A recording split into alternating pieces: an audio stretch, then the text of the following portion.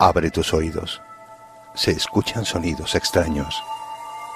Susurros del más allá invaden tu radio. La historia y el enigma se abren paso a través de las ondas. Los especialistas más experimentados se reúnen cada viernes en esta sintonía. Únete a nosotros, amante de lo desconocido. Voces del misterio. Tu voz.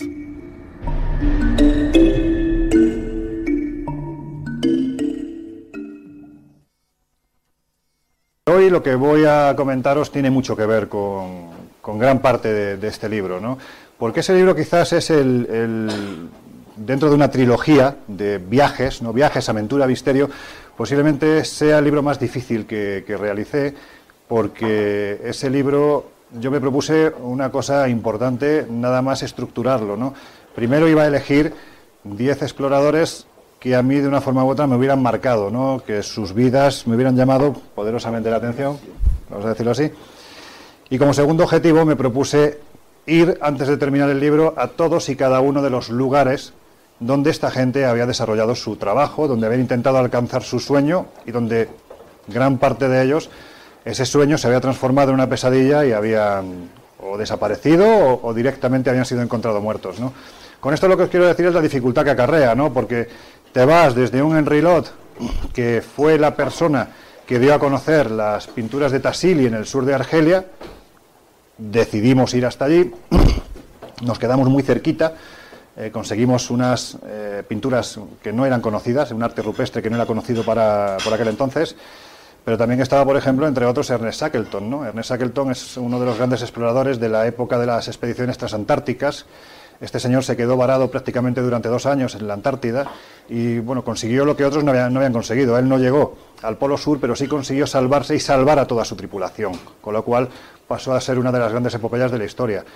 La propuesta era esa, llegar a los lugares para intentar captar la esencia de los mismos, las dificultades. Evidentemente los tiempos son otros, entonces no existía ni el GPS ni los teléfonos satélite, uno iba con una brújula, con un sextante, un poquito más, ¿no? Y sobre todo con mucha pasión, con lo cual fue un libro que fue difícil, ¿no? Pero cuando lo terminé, la verdad es que me quedé con esa idea de que es de los libros que he hecho que tiene alma, ¿no? Es un libro que creo que repasa las vidas de gente que injustamente, y esa es la maldición de los exploradores, ¿no?, han sido olvidados, la mayoría de ellos han sido olvidados, ¿no? Y han contribuido a que de una forma u otra nosotros hoy en día sepamos un poquito más, sepamos que este planeta todavía lanzamos sondas al espacio, bajamos a 14 kilómetros de profundidad en las aguas de los océanos, pero sin embargo todavía hay mucho por descubrir en este mundo, tanto en desiertos como en zonas como la Antártida o el Ártico, o por supuesto como en la selva, que es de lo que os vengo a hablar hoy, ¿no? Porque la selva, hay que decir que no son solo mosquitos, ¿no? Es decir, la imagen que tenemos es de un lugar inhóspito para la vida.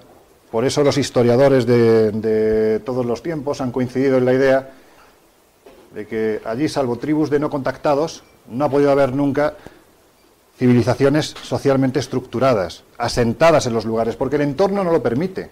La selva, tú la talas y prácticamente al día siguiente ya está creciendo y a una velocidad vertiginosa, ¿no? Cuando se dice, por ejemplo, del Amazonas, que es el pulmón del planeta, es que es cierto. Nosotros hemos tenido la oportunidad de recorrer en varias ocasiones, en una de las expediciones que hemos realizado, a la búsqueda de uno de los lugares que os voy a contar.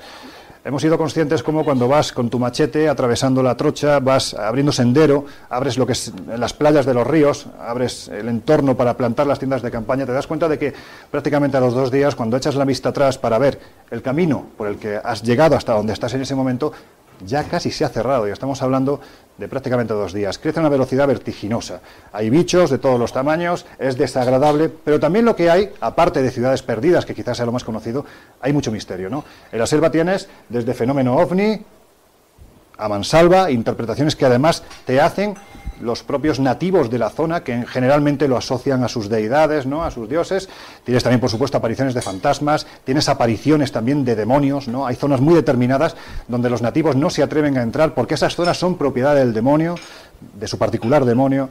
Tienen también, para que os hagáis una idea, pues todo tipo de rituales asociados a plantas sagradas, como la ayahuasca, el San Pedro. Si te vas más al norte, ¿no?, ya a Norteamérica, zonas de México, por ejemplo, como el peyote, y que todo ello les vale ¿para qué? Para abrir lo que comentamos muchas veces en la tertulia, ¿verdad, Juanjo? Para abrir ese puente que para ellos está claro que une lo visible y lo invisible. Y no es ni un mito, ni una leyenda, para ellos es una absoluta certeza de que cuando se producen esos estados alterados de conciencia, lo que ven es absolutamente real. Pero vamos al principio, ¿no? Al principio de esta historia, donde todo comienza. Claro, yo quiero que hagáis un ejercicio de imaginación, ¿no? Dibujarlo con palabras es muy difícil, por eso voy a intentar que sea a través de imagen, para recordar un tiempo que desde mi punto de vista fue único, que posiblemente fue salvaje, seguramente no fue menos salvaje de lo que ha sido el siglo XX, a ojos seguramente de la humanidad del siglo XXII, cuando echen la vista atrás y digan el siglo XX, ¿no? El siglo de la evolución, tecnológicamente hablando, en todos los sentidos, es cuando el hombre pega el salto, ¿no? Pero existió un Hitler, existió una bomba atómica, seguramente pensarán, esa gente era muy salvaje, ¿no? Seguimos siéndolo. Por eso yo parto de la idea de que no podemos juzgar con los ojos de nuestro tiempo el tiempo pasado. Podemos pensar que las cosas se hicieron mal, se hicieron peor o se hicieron menos bien, pero lo cierto es que no podemos juzgar a gente que persiguiendo un sueño para a ojos nuestros hoy en día poco menos que leyendas, para ellos eran certezas, se dejaron la vida, ¿no? Yo me imagino Trujillo, donde todo comienza, ¿no? De aquí salen los grandes conquistadores. Nos vamos a centrar además en una conquista especialmente dura, ¿no? Que es la conquista del Perú. Siempre se ha dicho que fue terriblemente sangrienta, ¿no? Y la figura del que abanderó esa conquista, Francisco de Pizarro, ¿no? Porque detrás de Pizarro hay mucho salvajismo, hay mucha sangre. Yo me imagino, ¿no? A los nativos de aquella parte del planeta cuando de repente ven llegar a este señor montado en un caballo.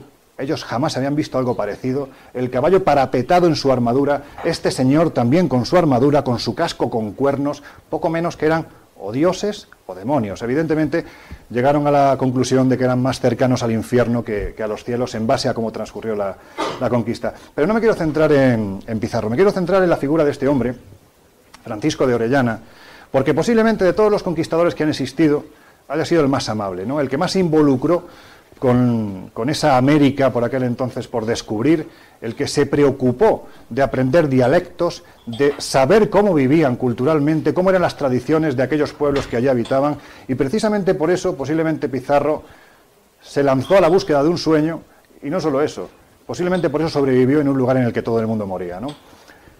Perdón, Orellana, os estoy diciendo Pizarro, es Orellana. Bueno, Orellana se va con 16 años, era familiar lejano del porquero de Trujillo, de Pizarro, y él llega en el momento en el que se está produciendo una de las peores batallas en el Cuzco, concretamente en los llanos de Cachipampa. ¿Qué es lo que ocurre aquí? Bueno, pues hay una serie de peleas con los nativos, ganan los conquistadores, es en ese momento en el que él pierde el ojo izquierdo, se crea esta imagen tan característica, ¿no?, de ese hombre, pues con esa armadura, con esa barba, con ese parche en el ojo, y aún así las crónicas nos dicen que era un hombre amable, que sabía tratar al diferente, ¿no? Sin embargo, en el momento en el que va Orellana a Cuzco, se encuentra con una situación verdaderamente, vamos a decirlo así, escabrosa, que sorprende hasta los propios indígenas, ¿no? Y es que hay una auténtica guerra civil entre los españoles. Por un lado, los almagristas, los seguidores de Diego de Almagro, por otro lado, los seguidores de Pizarro. Bueno, pues esa batalla se dirime con Orellana ya allí, en los ejércitos de Pizarro, se dirimen estos llanos de Cachipampa a tal punto de que en un momento determinado la historia nos cuenta, la historia de los vencedores evidentemente tienden a crear un aspecto más mediocre, casi cómico, ¿no?, del perdedor, y nos dicen que Almagro huye de esa batalla montado en una burra y se protege en este lugar, la fortaleza de Sacsayhuamán. Allí está durante un tiempo hasta que finalmente es capturado, condenado a muerte, y lo matan, pues lo ejecutan con garrote vil, ¿no? Bueno, pues aquí, en Sacsayhuamán, es donde empiezan los mitos que nos hablan de una de las grandes leyendas, ¿no?, para mí certeza absoluta, que nos encontramos en las selvas, especialmente en las selvas peruanas, bolivianas y brasileñas, ¿no?, que es el mito del Dorado. Ahora vamos a hablar de ello, vamos a hablar de su parte real, que seguramente todos lo conoceréis, y quien no, pues si habéis visto Tadeo Jones, va a buscar Paititi. Bueno, pues esa sería la parte real de toda esta historia, la ciudad perdida de Paititi. Bueno, pues en este lugar es donde empieza el mito. ¿Por qué? Nos cuentan las crónicas que 3 jóvenes, Juan de Hinojosa, Francisco Rueda y un tal Orue, no se nos da más nombre que este, en este lugar se introducen por una de las oquedades en las que nadie se atrevía. Decía el Inca Garcilaso, el cronista, que en este lugar ni los más atrevidos, ni la gente con más sentido común, se atrevían a entrar sin guía en las oquedades de Sacsayhuamán. ¿Por qué? Porque se suponía que había una enorme cantidad de galerías subterráneas, casi como si fuera un auténtico laberinto, que llegaban hasta la ciudadela de Cuzco. Digamos que era lo que el Inca había creado para huir en ese tiempo de guerra y, por supuesto, ya en el momento en el que se produce la conquista, ¿no? Bueno, pues ahí también se hablaba de que, aparte de seres del inframundo, aparte de demonios, de todo tipo de monstruos, también se decía que había una enorme cantidad de oro, un tesoro escondido. Bueno, pues este Juan de Hinojosa, este Francisco Rueda y el tal Orue deciden introducirse por una de las oquedades que había debajo del templo, de uno de los templos de Sacsayhuamán, concretamente hoy es conocido como la Chincana Grande. Bueno, pues al entrar por ahí, todo el mundo los ve entrar, o por lo menos quienes les rodeaban, pero pasan los días, un día, 2, 3, 4 días, y aquellos 3 jóvenes no aparecen. La cuestión es que al cabo de 10 días, cuando ya todo el mundo los da por fallecidos, concretamente Juan de Hinojosa aparece detrás del altar mayor de la iglesia de Santo Domingo. La iglesia de Santo Domingo, si vais a Cuzco, hoy en día está levantada sobre el antiguo templo del Coricancha, el templo del sol. Nos decían las crónicas incas que el Coricancha era conocido así, primero porque era donde se adoraba al Inti, al dios Sol, y en segundo lugar porque toda la superficie, tanto el suelo como las paredes, estaba recubierta de oro, de tal forma que cuando entraba el sol, aquello refulgía pues de una forma extraordinaria, ¿no? Que era un poco lo que se quería crear, ¿no? La casa del dios, del Inti, en la tierra. Y este Juan de Hinojosa aparece un mal día detrás del altar mayor, completamente enloquecido. Le intentan preguntar qué es lo que ha visto, qué es lo que ha vivido. Aquel hombre está absolutamente demente y al cabo de unas horas fallece. Pero ¿sabéis lo que ocurre? Que este hombre agarraba con una fuerza tremenda algo que se había traído de aquel mundo de sombras, de aquellas galerías. Era una mazorca de oro. Imaginad la fiebre que se genera en ese instante. Las leyendas ya no son tal. Este señor se ha metido ahí, se ha encontrado con algo que literalmente le ha vuelto loco y además ha logrado escapar con vida, los otros no, pero se ha traído parte de ese tesoro. Una muestra, por lo menos, que precisamente, valga la redundancia, demuestra que allí había algo.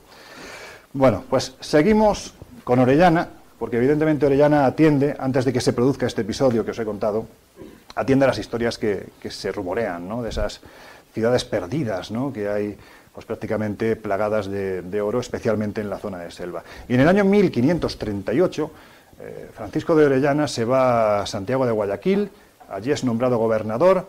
Además, es el momento en el que él empieza a interactuar con los nativos, aprende dialectos, aprende idiomas, aprende en definitiva pues lo que es la cultura, las tradiciones, que a posteriori, como os digo, le acabarían salvando la vida.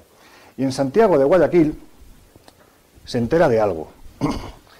Se entera en el año 1541, es decir, prácticamente 4 o 5 años después de llegar a este lugar, que Gonzalo Pizarro, el hermanastro de Francisco, está organizando una expedición a la selva, para intentar localizar, por un lado, el país de la canela, otro de los grandes mitos, ¿no?, buscados en zonas de selva, y por otro lado, el Dorado, ¿no?, el lugar de donde procedía el oro. ¿De dónde viene esta fiebre? Bueno, pues esta fiebre viene de un poco más al norte, concretamente de este sitio que tenéis en pantalla, en imagen. Es Colombia, concretamente estamos en la laguna de Guatavita, aproximadamente a unos 70-80 kilómetros de Bogotá. Es la laguna grande, la que está arriba, sería esta. Y aquí se produce una escena prácticamente diaria, que hace que la fiebre del oro vaya aumentando los grados de los conquistadores que se van aproximando a este lugar y que van atendiendo a las tradiciones que les cuentan. ¿Por qué? Porque aquí se nos dice que este señor que tenéis ahí en imagen, esta estatua, representa al Cipá. El Cipá es el señor de los muiscas, que es la tribu que habita en este lugar. Y este señor lo que hace cada día es montarse en una balsa, acompañado de su séquito de sacerdotes, va a la mitad de la laguna. En ese lugar le asperjan oro, es decir, con una cañita, soplan y le cubren todo el cuerpo, después de haberle untado con resina, le cubren todo el cuerpo de oro. Una vez que se consuma el ritual, este hombre lo que hace es que se arroja a las aguas para quitarse ese oro. Consideran que es la forma de hacerlo, ¿por qué? Porque si fuera una armadura no tendría tanta categoría, ¿no? Es decir, que le aspergen oro cada día es algo digno de un soberano como es en este caso el Cipá. Bueno, pues quienes observan aquello se quedan absolutamente alucinados porque piensan, bueno, no solo están tirando objetos de oro a la laguna, sino que incluso este señor se baña todos los días untado en oro. Conclusión, ese oro tiene que venir de alguna parte. Bueno, pues fijaros lo que supone esto, que en un momento determinado, uno de los conquistadores, Sebastián de Benalcázar, que llegó a ser además gobernador de Quito, decide, antes de ir a buscar la ciudad, vamos a ver cuánto oro hay en la laguna, porque evidentemente si día tras día están echando, allí tiene que haber toneladas. Y lo que hace esta gente es absolutamente brutal, ¿no? Esta gente era cabezona como pocos, ¿no? Yo siempre lo he dicho, partían nueces con la cabeza, ¿no? Porque deciden colocar en fila india, y nunca mejor dicho, en este caso, a más de 5.000 indígenas. armados con calabazas partidas. ¿Y qué es lo que hacen? Bueno, pues empiezan a desecar la laguna, a drenarla a base de calabazas. Se van pasando, quitando agua. Bueno, pues de esta forma consiguen descender la laguna hasta un total de 2 metros y salen toneladas de oro.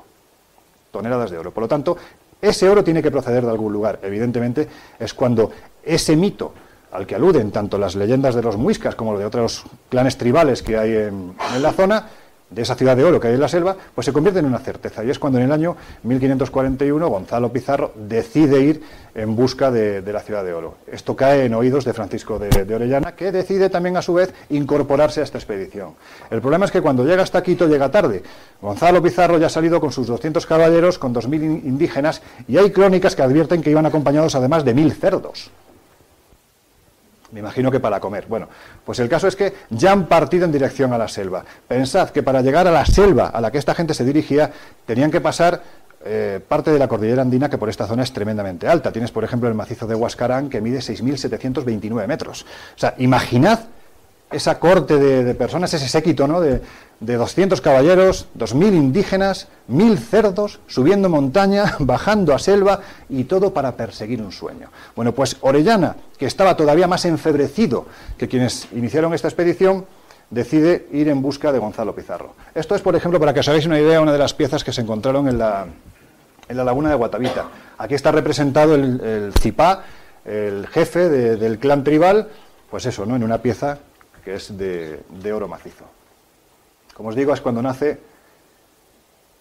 la leyenda del Dorado. Bueno, pues al cabo de días, de semanas, de expedición, de duro trayecto por parte de Orellana, que iba acompañado de otros 20 caballeros más, por fin llegan al lugar donde se encuentra Gonzalo Pizarro y su gente. La verdad es que yo me imagino que tuvo que ser como encontrar una aguja en un pajar, porque la suerte, en este caso, estuvo de su parte, porque lograron localizarlos ya en zona de selva por el humo de las hogueras que tenían encendidas. Y lo que se encuentran es lo menos parecido a un paraíso. Se encuentran un auténtico infierno en el que la gente está absolutamente deshecha, castigados por el medio ambiente, por el entorno, sufriendo el 100% de humedad, con 45 grados de calor, de temperatura, y allí no hay ni canela, no hay ringleras de canela, como decían las leyendas, ni tampoco, por supuesto, hay ninguna ciudad de oro. En este sentido, Orellana, pues al entrar en contacto con Gonzalo Pizarro, se da cuenta de que están condenados a morir, por lo tanto hay que salir de allí. Y es cuando en ese instante, viendo que los caballos están muriendo, deciden construir un bergantín. Ese bergantín lo hacen en base a los árboles que van talando.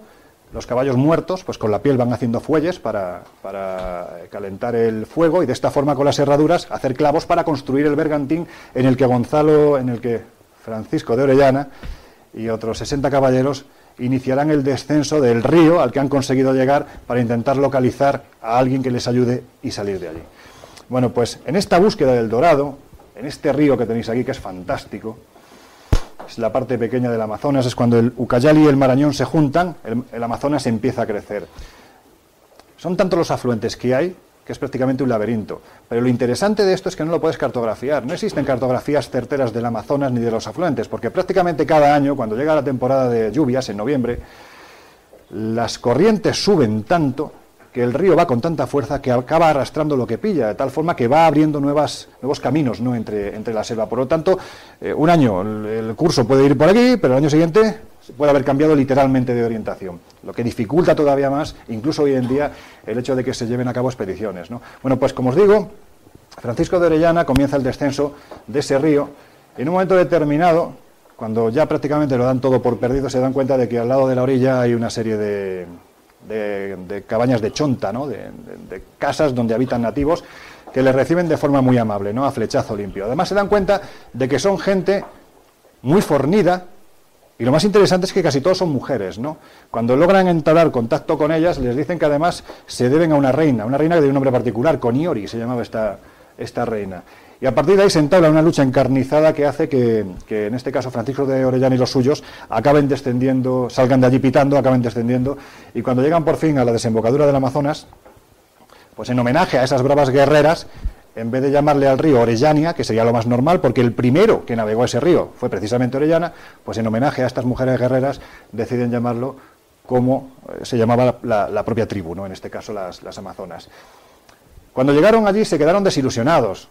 Contentos por un lado porque habían logrado sobrevivir, desilusionados porque no habían llegado a esa ciudad de oro que perseguían, ¿no? Incluso cuando regresaron a Quito, Gonzalo Pizarro había logrado sobrevivir, había vuelto a Quito, en este caso tan solo lo había hecho con 80 de sus hombres, ¿no? Ni había indígenas que les acompañaran, habían perdido a 120 caballeros y por supuesto no había regresado ningún cerdo. La cuestión es que aún así no se quedaron en ese fracaso, ¿no? Ellos tenían la convicción de que detrás de esos mitos, de ese oro que aparecía tanto en Guatavita como en otros lugares, había una ciudad real, y continuaron buscándola. Orellana prácticamente hasta su muerte, ¿no? De hecho, él está enterrado en uno de los márgenes del río Amazonas. Pero la leyenda, como os digo, no muere con los años, al revés, va aumentando, ¿no? Y digamos que tiene su punto álgido ya bien entrado el siglo XX. Concretamente, bueno, esto es la selva, más o menos como la podéis contemplar hoy en día, un atardecer en selva plácida, tranquila. Una vez que te metes, ya la cosa cambia. Más o menos así tenía que estar cuando la empezó a caminar el personaje del que os voy a hablar a continuación y que para mí es el explorador perfecto, ¿no? Es en todos los sentidos. Tuvo una vida acomodada, él venía de una familia acomodada y, bueno, su final, ahora no me voy a adelantar, pero su final casi forma parte de la propia leyenda, ¿no? Porque si os digo, ¿no? Dicen que el que va a buscar esta ciudad perdida puede tener el placer, el beneficio de encontrarla, de llegar hasta ella, pero los mitos dicen que de la misma forma, una vez que llegas ya no puedes regresar, te quedas atrapado allí. Bueno, pues asumiendo todas estas pautas que van marcando los mitos, los exploradores no han perdido la ilusión ni las ganas de llegar hasta ella, ¿no? En este caso os hablo de Percy Harrison Fawcett. Es, bueno, pues como os digo, el explorador perfecto, ¿no? Este hombre se empezó a interesar por estos temas a los 19 años, cuando es destinado a Ceilán como parte de la Armada Real Británica. Él llega allí y parece ser que con tan solo 19 años era un militar, bueno, pues que se diferenciaba del resto en el sentido de que, digamos, que no se sometía a esa disciplina castrense. Cuando todo el mundo tenía que estar en el acuartelamiento y tenía que ir a dormir, pues este señor salía a pasear. Incluso en ocasiones se perdía durante días, ¿no? Él empezó a conocer un mundo completamente diferente al de su patria, ¿no? Al de Inglaterra, al del Reino Unido. Y se dio cuenta de que había un mundo en el que la cultura, la tradición, el mito tenía un peso extraordinario, al punto de que casi era comparado con la propia historia, ¿no? Bueno, pues en esas salidas que hacía en Ceilán, pues parece ser que en un momento determinado se encontró con una piedra que estaba llena de símbolos. Bueno, pues anotó los símbolos que se encontró sobre esta piedra y posteriormente los dio a conocer a una persona de su confianza, que le dijo rápidamente que eran una especie de idioma, claves del budismo Ashoka, en fin, era una cosa como muy extraña que él no se preocupó en traducir prácticamente hasta 10 años después. Poquito es lo que sabemos, ¿no?, de este dialecto al que se denominó Sanzar, pero sí es el momento en el que él por primera vez empieza a oír hablar de ciudades perdidas, y a partir de ese instante, como si un veneno lo hubiera picado, decide dedicar su vida a la búsqueda precisamente de estas ciudades. Hay que decir que ya un poco más mayorcito, en el año... Bueno, hay que decir que esta época era época de grandes descubrimientos, ¿no? Por ejemplo, en el año 1911, este arqueólogo de Yale, Hiram Bingham, llega a este lugar que él no descubre, digamos que da a conocer, ¿no? Lo redescubriría en todo caso. Aquí podéis ver lo que se encuentra en 1911. Esto evidentemente llega a oídos de Percy Harrison Fawcett. Todavía hay lugares en las selvas de América donde te puedes encontrar con tesoros arqueológicos extraordinarios, ¿no? Tesoros arqueológicos que ellos identifican con Vilcabamba, la última ciudad a la que va el último inca en la huida del Cuzco, una vez que se produce la conquista de Pizarro, y por supuesto esas ciudades donde seguramente el inca, cuando ha huido, se ha llevado todo el oro, las enormes cantidades de oro que había, entre otros sitios, en el Coricancha, ¿no? Bueno, este es cómo estaba Machu Picchu. Fijaros la diferencia.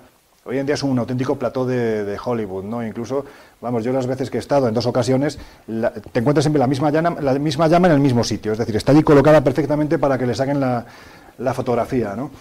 Es una pena, ha cambiado, merece la pena visitarlo, pero más adelante os voy a hablar de otro lugar que hoy en día se puede visitar y que posiblemente sea lo que era Machu Picchu hace 100 años. Autenticidad en estado puro, ahora lo veréis.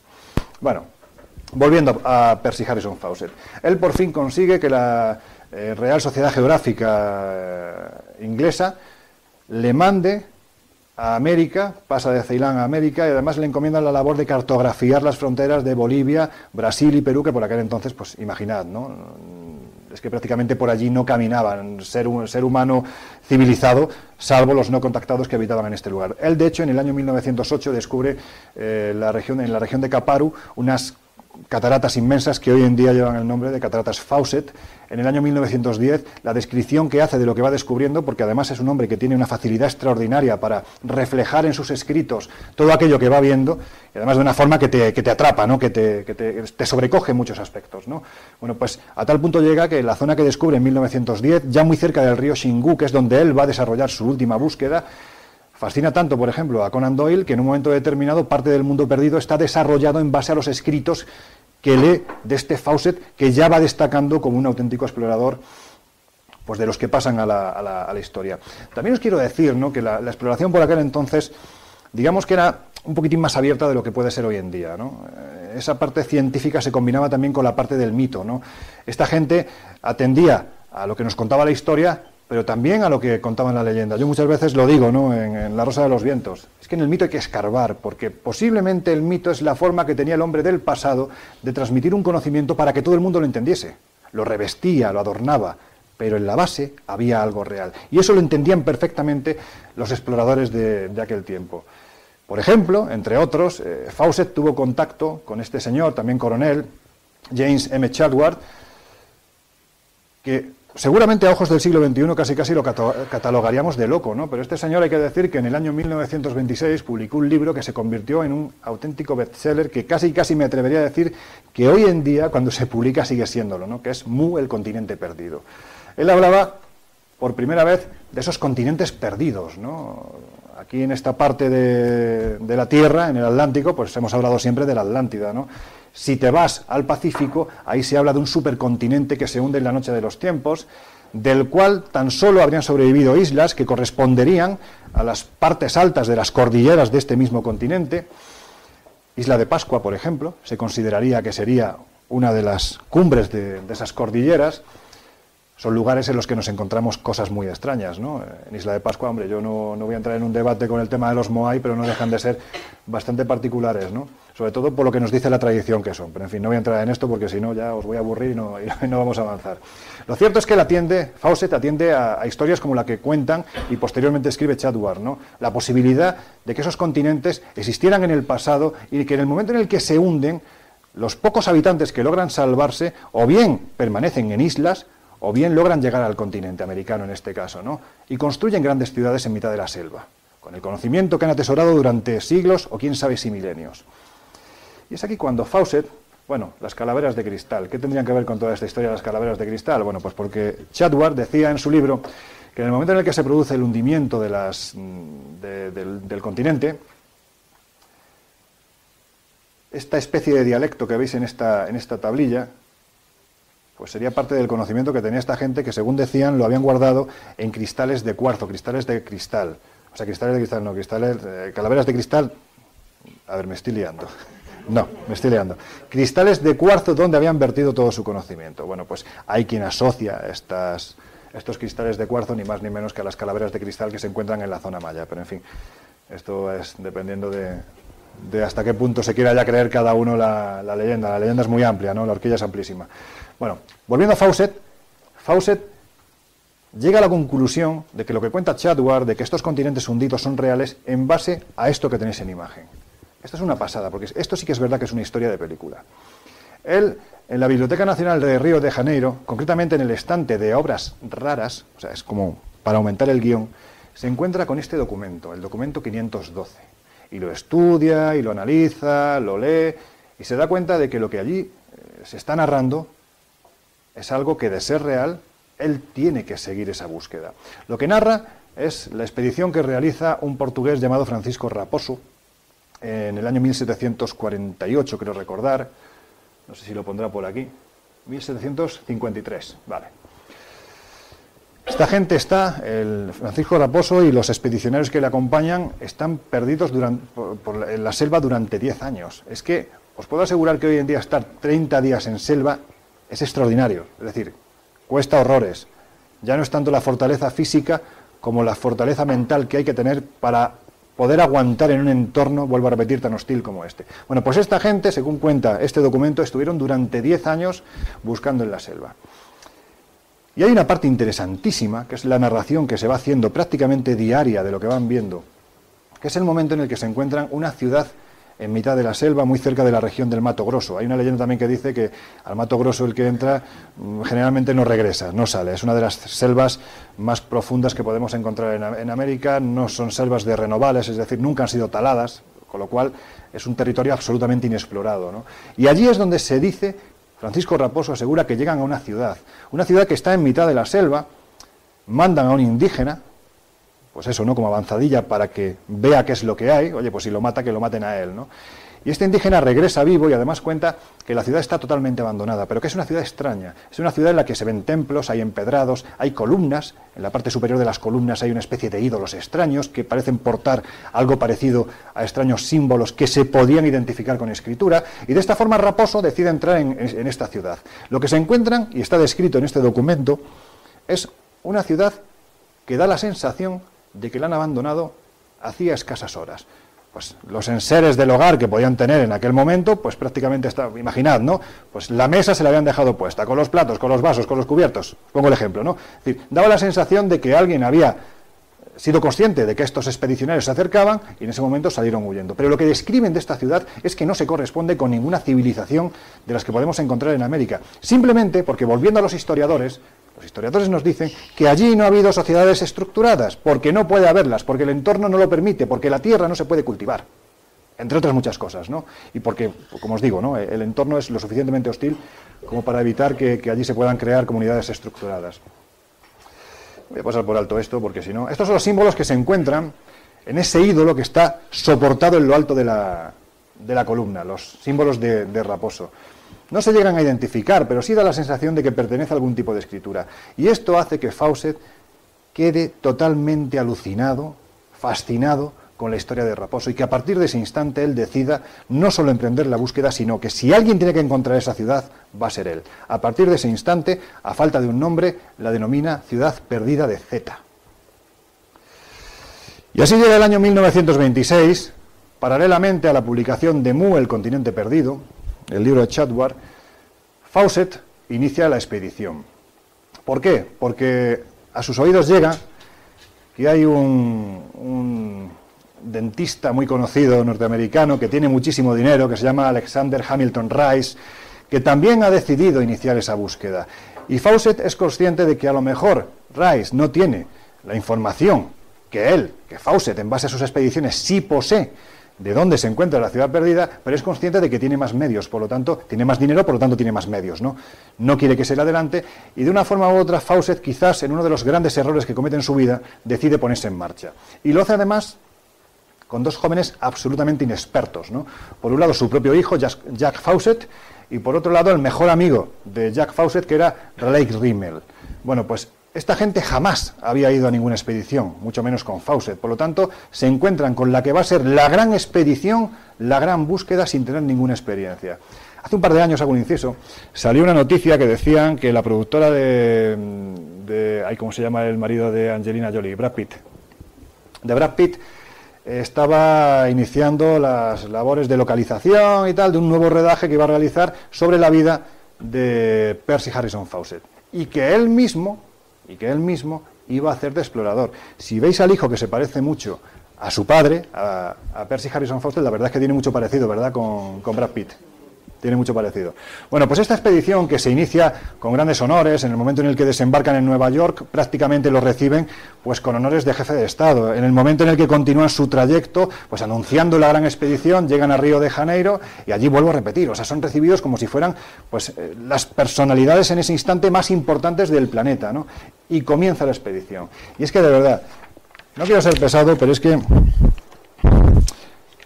os voy a... Es que este tío escribía, de verdad que alucinas. O sea, era una cosa impresionante, ¿no? La expedición da comienzo en enero, os he dicho el 25, enero del año 1925.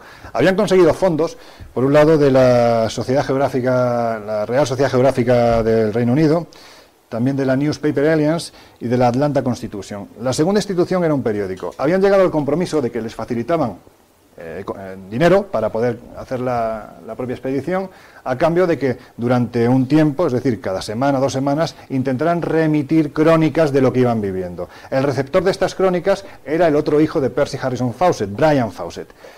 Al principio estuvieron recibiendo esas informaciones. La primera, firmada en enero del 25, decía textualmente: desapareceremos de la civilización hasta el año próximo.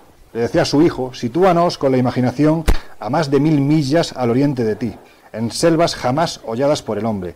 Os aseguro que yo leo esto y es que se me pone el pelo de punta. Dice: nuestra ruta comenzará en el campamento de Caballo Muerto. Fijaros qué nombres.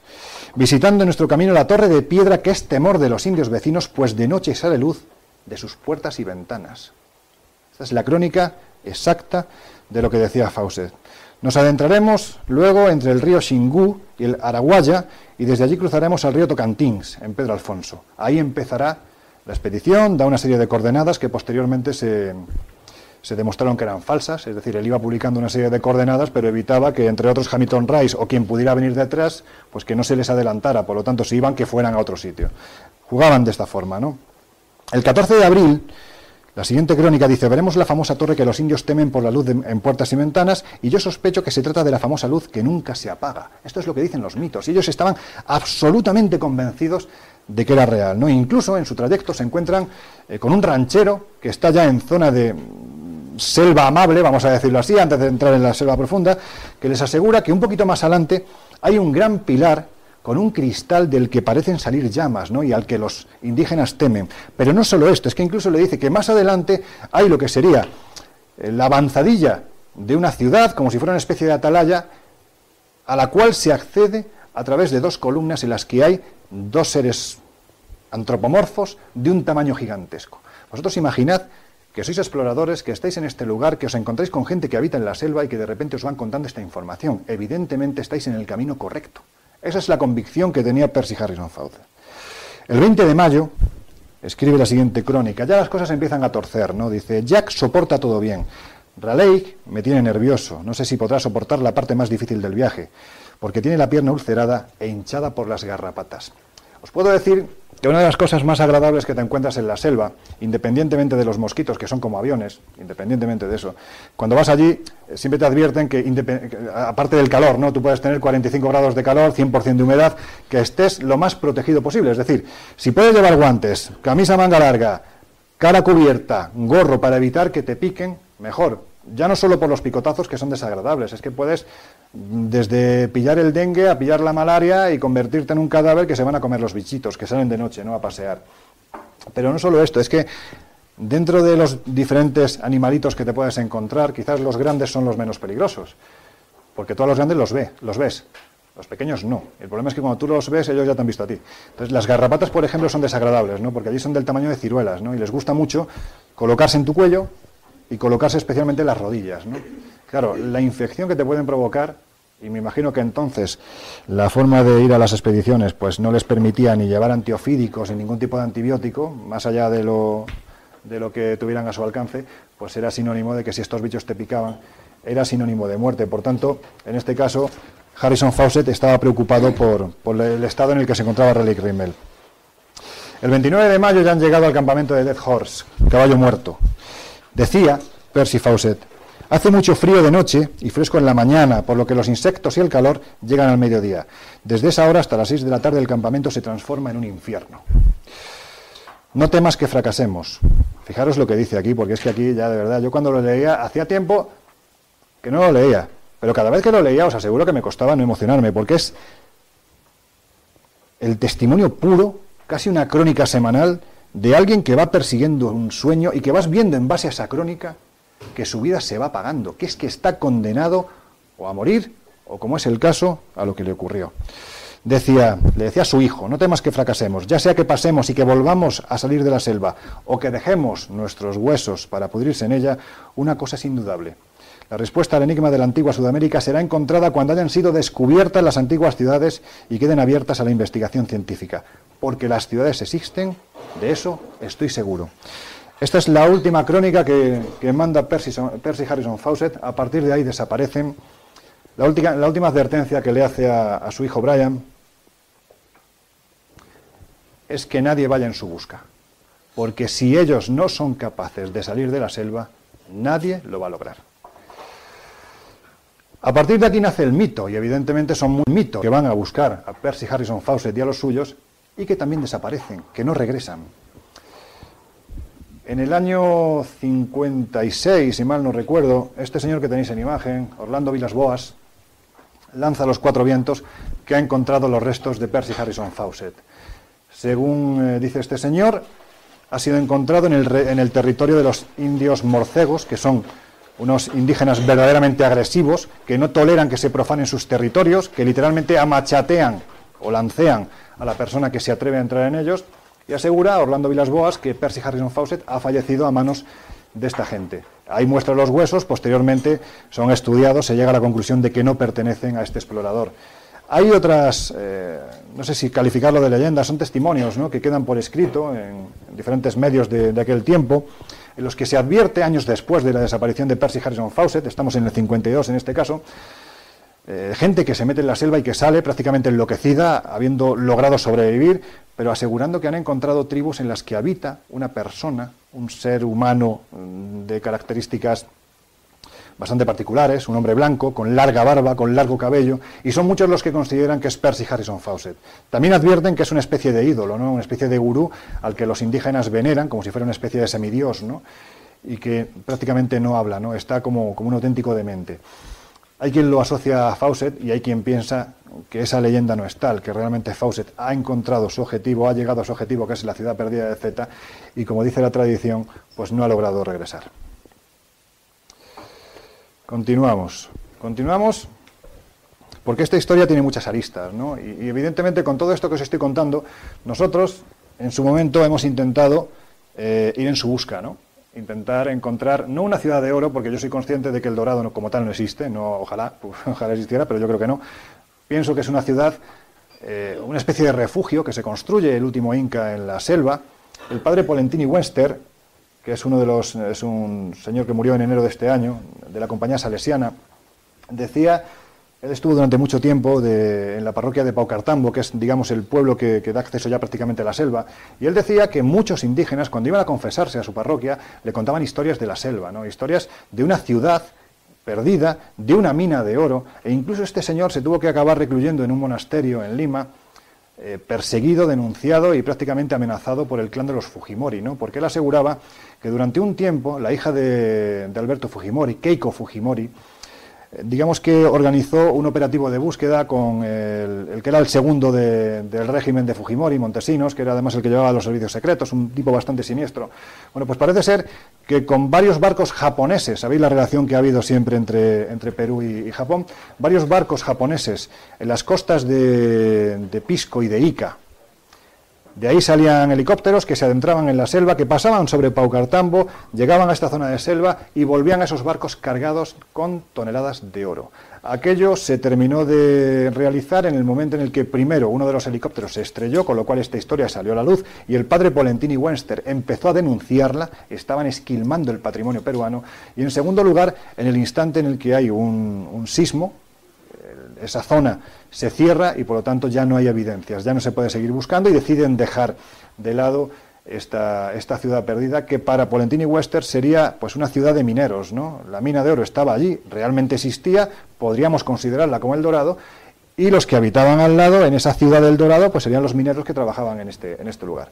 Pero en fin, yendo a nuestra búsqueda, hay mapas que te advierten no de la presencia del Dorado, sino de Paititi, que sería esa ciudad real que para mí es auténtica en el sentido de que seguramente era un refugio que construyeron los incas para huir de las diferentes amenazas que sobre ellos se cernían, especialmente pues de la última conquista, la conquista de los españoles. Allí el padre Polentini Webster decía que fueron más de 40.000 hombres, según las crónicas incluso te encuentras hasta más de 80.000 familias, estamos hablando de muchísima gente, que siguiendo los diferentes caminos incas, cuando llegas a Machu Picchu te das cuenta de que el camino inca se bifurca y se abren diferentes vías, ¿no? Y ese camino sube hacia la zona de montaña y termina bajando hacia la zona de selva. Por lo tanto, si tú construyes un camino es para llegar a algún sitio, ¿verdad?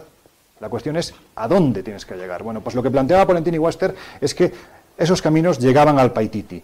Y en el Paititi es donde vivía la última comunidad de incas, ¿no? De incas descendientes del Tahuantinsuyo, ¿no? Del incanato. Bueno, pues nosotros La idea era ir en búsqueda de este lugar y te vas encontrando diferentes pistas. Yo os pongo en situación, imaginad un mapa del tesoro, casi como si fuera una película. En el mapa del tesoro de repente te aparece una cruz, que es donde está marcada la ciudad, en este caso el tesoro. Previamente te das cuenta de que hay una cordillera con formas de pirámides. Un poquito más abajo ves que hay un paredón que tiene unos símbolos muy extraños. Un poquito más abajo te encuentras también que hay un lugar donde aparece una cabeza gigante. Cuando todos esos parámetros se van cumpliendo, da la sensación de que al final lo que te marcan como una ciudad es porque, ¿por qué no? Posiblemente esté ahí, si el resto de cosas están ahí, ¿no? Uno de los lugares más alucinantes, estamos en la región del Madre de Dios, a ver si... Bueno, no, esto... espera. En la región del Madre de Dios es donde se han centrado las últimas búsquedas, ¿no? ¿Por qué? Porque se han encontrado restos de ciudades, de muros, ya no ciudades, sino ruinas, en zona de selva, que además han sido levantadas con argamasa. El Inca no utilizaba argamasa, es decir, si tú te vas al Incanato, te vas a Cuzco, por ejemplo, te darás cuenta de que el Inca lo que hacía, como si fuera un puzzle, era encajar una piedra sobre otra. No utilizaban nunca argamasa, y aquí te encuentras con este tipo de construcción. Pero si hay un lugar verdaderamente extraordinario es este que tenéis en imagen. Imaginad cuando ya entras en zona de selva, de repente se abren dos montañas, hay un llano de río y un paredón enorme, más o menos 30 o 40 metros de largo, por 4 o 5 metros de altura, que está literalmente plagado de los símbolos que veis ahí. No son símbolos inca, nadie sabe qué demonios son, pero la tradición, los buscadores de todos los tiempos, aseguran que aquí está escrito para el que sepa interpretar que este es el verdadero mapa con el cual se llega a Paititi, que aquí está representada la forma de llegar a Paititi. Son los geoglifos, los petroglifos de Pusaro, un lugar que os aseguro es fantástico porque además solo tienes oportunidad de verlo una vez al año, ¿no? En el momento en el que el río baja, porque el resto del tiempo, cuando el río sube, todo esto está cubierto por el agua. Alguien se preocupó en el pasado de grabar estos símbolos y todavía no sabemos por qué. Pero seguimos. Hay, en ese mapa, ¿no?, de búsqueda del tesoro, hay un buen amigo. Os voy a decir el nombre y no os olvidéis de él, de ese nombre, porque os aseguro que dentro de no mucho tiempo estoy convencido de que se va a hablar de él y se va a hablar mucho. Es un explorador con apenas 28 años que ya ha llegado donde prácticamente ninguno ha llegado, ninguno hemos llegado, ¿no? Y él, después de una expedición, se llama Diego Cortijo, él después de una expedición extraordinariamente dura, de llegar a zona de selva, como él, bueno, me comentó al regresar, ¿no?, que él pensaba que no regresaba, que no volvía, que prácticamente la tormenta se le cernía sobre su cabeza, que se tuvo que quedar pues en cuclillas en mitad de una piedra porque el torrente subía y prácticamente se lo llevaba el agua. La tradición también cuenta que cuando te vas acercando al lugar sagrado, el entorno se revuelve, el medio ambiente se vuelve hostil, empiezan a aparecer serpientes por todo, en fin, por todos lados, ¿no? Es parte de la tradición. Y en este caso para Diego era un poco la evidencia de que aquello, ¿por qué no?, podía ser real. Pero él consiguió llegar a ese punto que había previsto en su hoja de ruta. No pudo ir más allá seguramente se encontraba esa ciudad perdida. Pero fijaros lo que encontró, miradlo, o sea, fijaros lo que se encontró en mitad de la selva porque es sorprendente. Ahí tenéis a Diego, después de, vuelvo a repetir, jornadas durísimas, porque la selva de río, al contrario de lo que la gente piensa que es llana, con mucha vegetación, no, es que son quebradas, subes, bajas, es tremendo. Hay momentos en los que para atravesar una franja de 10 metros te puedes pegar un día entero de cómo está de enmarañada la vegetación, de lo peligroso que es el propio entorno, ¿no? Diego me decía, mira, hubo un momento en que éramos conscientes de que estábamos caminando y al lado nuestro, a unos pocos metros, había un jaguar. El jaguar nunca ataca, salvo que considere que le vas a agredir y sobre todo, salvo que considere que va a vencer. En este caso eran 5 los expedicionarios, por lo tanto no se acercaron. Pero te das cuenta de que el entorno se va revolviendo y llega a este lugar. Y yo aquí pienso, se trata de una pareidolia, como dicen algunos, de que es una pura casualidad, por no decir una casualidad del medio ambiente que ha actuado sobre la piedra, o realmente es que aquí en un tiempo que desconocemos alguien talló una cabeza que ¿cuánto puede medir? Diego no es precisamente un enanito, por lo tanto yo parto de la idea de que esta cabeza puede estar en el entorno de 15 metros, y yo creo que se ve perfectamente, y está allí, en mitad de la selva, en mitad de la nada, donde teóricamente, prácticamente salvo Diego y 2 más, no ha pisado nadie. ¿Qué quiere indicar esto? ¿Que estamos cerca? Yo creo que sí. Nosotros iniciamos la búsqueda en la zona, como os digo, de la Marumayo, del Madre de Dios, Esto es lo que te encuentras cuando llegas al lugar, ¿no? La selva es frondosa, es difícil, es muy difícil. Aquí tenéis el mapa, para que os hagáis una idea. Aquí estaría ubicado, teóricamente, Paititi.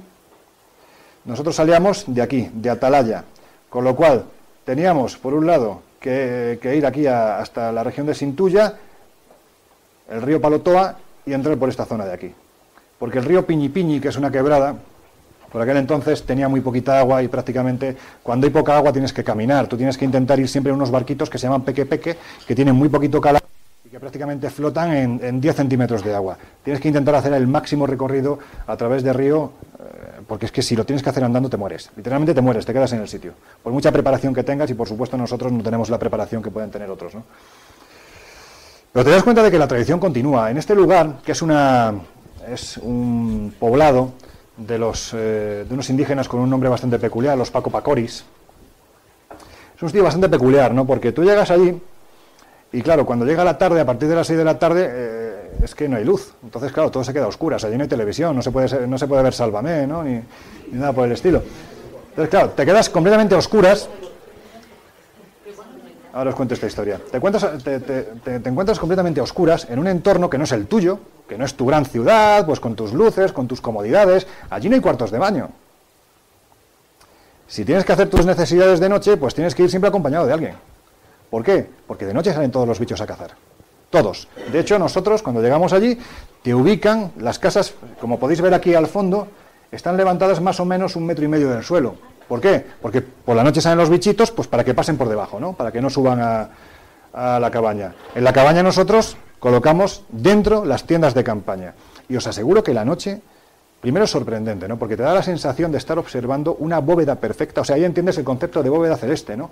Porque es una bóveda perfecta, como una especie de campana tachonada con estrellas, que es que prácticamente da la sensación de que las puedes tocar. Es extraordinario.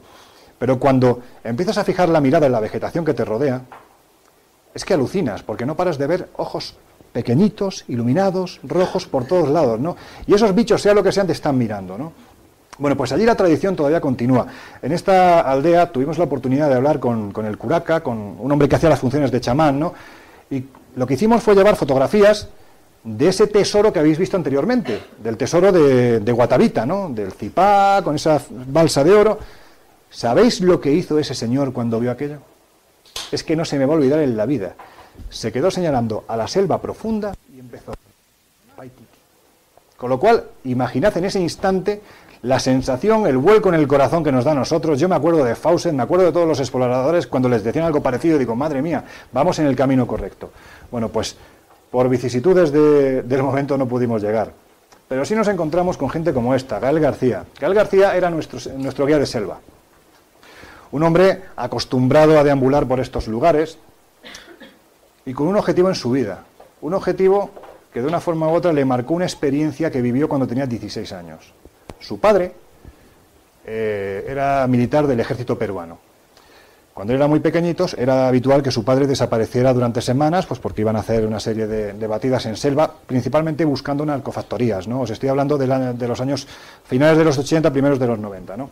Bueno, pues un mal día, él recuerda, y he ahí la cruzada de su vida, él recuerda que su padre se va diciéndole que vuelve el día siguiente. Montan en el helicóptero con 6 militares más, empiezan a sobrevolar la selva, concretamente la zona conocida como Pantiacoya, y ahí, a ras de suelo, observan que bajo la vegetación hay luces que parecen moverse, pero que se mueven a gran velocidad. ¿Qué piensa esta gente? Evidentemente no piensan que sean ovnis. Lo que piensan es que ahí abajo hay un poblado y a esas horas de la tarde, con la iluminación, pues hay alguien que está haciendo fuego. ¿Y qué es lo que hacen los militares?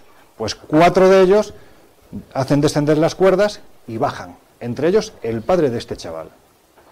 La historia es que al cabo de 2 horas les dicen a sus compañeros que regresen para recogerlos. Y así lo hacen, los 2 que quedan en el helicóptero. Y tal y como nos decía Gael García, no se me olvidará jamás, aquel día ahí al calor del fuego de noche, contándonos la historia, el hombre empezó a llorar, ¿no? Porque decía, cuando volvieron, ni había poblado, ni había fuego, salvo vegetación, allí no había nada y por supuesto no estaba mi padre. Y su padre no ha vuelto jamás. Desde ese instante él se convirtió en guía de selva con ese objetivo, encontrar a su padre. O sea, imaginad hasta qué punto esta gente está convencida de que lo que os estoy contando es real, porque él aseguró que en ese instante dieron con una avanzadilla de esa ciudad perdida, que su padre cayó en ese lugar y que, como ocurre con quienes intentan encontrarlo, pues desapareció. Cuando vas descendiendo el río Madre de Dios te encuentras con formaciones bastante particulares, ¿no? Da la sensación de que son antrópicas, ¿no? Da la sensación de que alguien en un pasado remoto pues como que las manufacturó. Evidentemente estos lugares cambian mucho en el momento en el que desciende el río, ¿no? Este lugar, el objetivo es regresar en temporada seca, pues para junio, julio, agosto más o menos, para intentar ver si realmente esta oquedad llega a algún sitio o no llega a ningún sitio. ¿Por qué? Porque esta oquedad está justo debajo de lo que estáis viendo en imagen, las conocidas como pirámides del Pantiacoya. Es otro de esos lugares que aparecen en nuestro particular mapa del tesoro, ¿no? Se dice que debajo de estas pirámides realmente lo que hay es algo que se construyó en un pasado muy remoto, o que quién sabe si lo que hicieron esa gente fue reutilizar una colina natural para recubrirla de alguna forma. Lo cierto es que ahí lo que hay ahora mismo es vegetación, y salvo esto que os he enseñado, poquita cosa más te encuentras. No hay ni vestigios arqueológicos, ni restos de cerámicas, pero lo cierto es que la tradición te dice que una vez que consigues pasar las pirámides de Pantiacoya, ya entras en el reino de Paititi. De ahí, una vez que atraviesas la cabeza a la izquierda, como los cuartos de baño, pues ya te encuentras con la ciudad perdida, que es el siguiente objetivo que tenemos, y que es precisamente por lo que estamos preparando ahora mismo una expedición que yo entiendo que con un poco de suerte saldremos o a final de este año o a primeros del que viene. Pero seguimos con los símbolos, ¿no? Y esto por culpa de una desgracia. Yo no sé cómo voy. Si vosotros cuando os canséis me decís, oye, que te calles ya y empezamos a hablar y sin problema. Tú sigue. ¿Seguro? Bueno, es que yo puedo aburrir a las ovejas, ¿eh? Bueno, pues continuamos. Esto que tenéis en imagen se encontró hace pocos años, 6-7 años, en la otra vertiente de donde se está buscando Paititi. Para que os hagáis una idea, imaginad que Paititi es un cuadrado, ¿no? O sea, que el reino de Paititi es un cuadrado. En el centro está la ciudad. A la izquierda estaría Perú, abajo estaría Bolivia, a la derecha estaría Brasil. Entonces, esta es la vertiente brasileña, como si entráramos por el Mato Grosso. Bueno, pues es precisamente la zona, toda la región del Xingu, del sur de Brasil, donde se perdió Percy Harrison Fawcett. Todo está encadenado. ¿Y qué es lo que ha ocurrido? Bueno, pues hay una desgracia terrible, ¿no? Y es que tanto furtivos como empresas madereras, legalizadas por los gobiernos, están talando el Amazonas, la selva, el bosque, lo están talando, pero a pasos de gigante. O sea, día tras día son cientos, miles, cientos de miles los árboles que se talan. Y por esta desgracia se ha producido un descubrimiento. Esto que tenéis en imagen son unas formaciones a ras del suelo que han surgido precisamente cuando se ha talado el bosque, que han empezado a ser excavadas, ¿no? Y han empezado a salir piezas de cerámica, de tiempos más recientes, otras más antiguas, lo que te da a entender que en este lugar hubo una sociedad estructurada, ubicada en esta región. Algo que, vuelvo a repetir, la historiografía oficial dice que no es posible. Bueno, pues hay un señor que se parece a Nosferatu, que es este que tenéis en imagen, Marty Parsinen. Marty Parsinen es el director, a ver si lo sé decir porque es un poco complicado, del Instituto Finlandés de Estudios Iberoamericanos. Es una mezcla un poco curiosa, ¿no? Es cierto que los finlandeses, todo esto que tiene que ver con América, con culturas antiguas, con descubrimientos de ciudades desaparecidas, les gusta mucho, ¿no? Y este señor es el director de este instituto, que además está aquí en Madrid. Y este señor es el que descubre esto que tenéis en imagen, los geoglifos de Acre. La datación es contemporánea a las líneas de Nazca, entre 1500 y 2000 años de antigüedad. Es decir, como mínimo hace 1500 años, ahí, en esa llanura que antes era un bosque extraordinariamente frondoso, había alguien viviendo en una sociedad perfectamente estructurada. Las fotografías que se han tomado desde el aire son extraordinarias, ¿no? Porque te das cuenta de que muchas de estas formaciones están unidas por caminos, unas con otras. Para Marty Parsinen, detrás de estas imágenes, detrás de este descubrimiento, está la certeza absoluta de que Paititi está más adentro. Esto sería, no sé si llamar una avanzadilla, una especie de atalayas, lugares puestos de defensa, pero para él, a partir de esta franja que tenéis por aquí, kilómetros más adentro, se encuentra esa ciudad perdida que tanta gente lleva buscando, ¿no? Desde hace siglos. Nosotros, con esos misterios que te encuentras en la selva, hace unos años realizamos una expedición que yo siempre lo he recordado, ya alguno me habéis oído hablar de ella.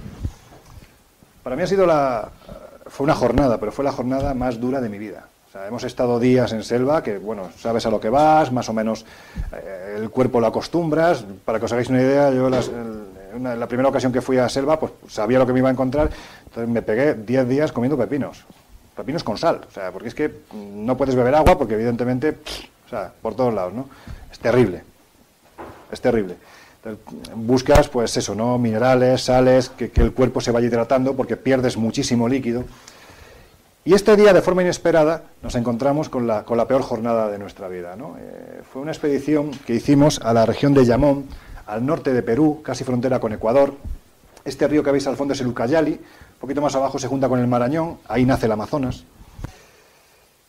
Y siempre lo digo, si un nativo de Yamón os dice que el lugar que estáis buscando está a tan solo 10 minutos, no le hagáis caso.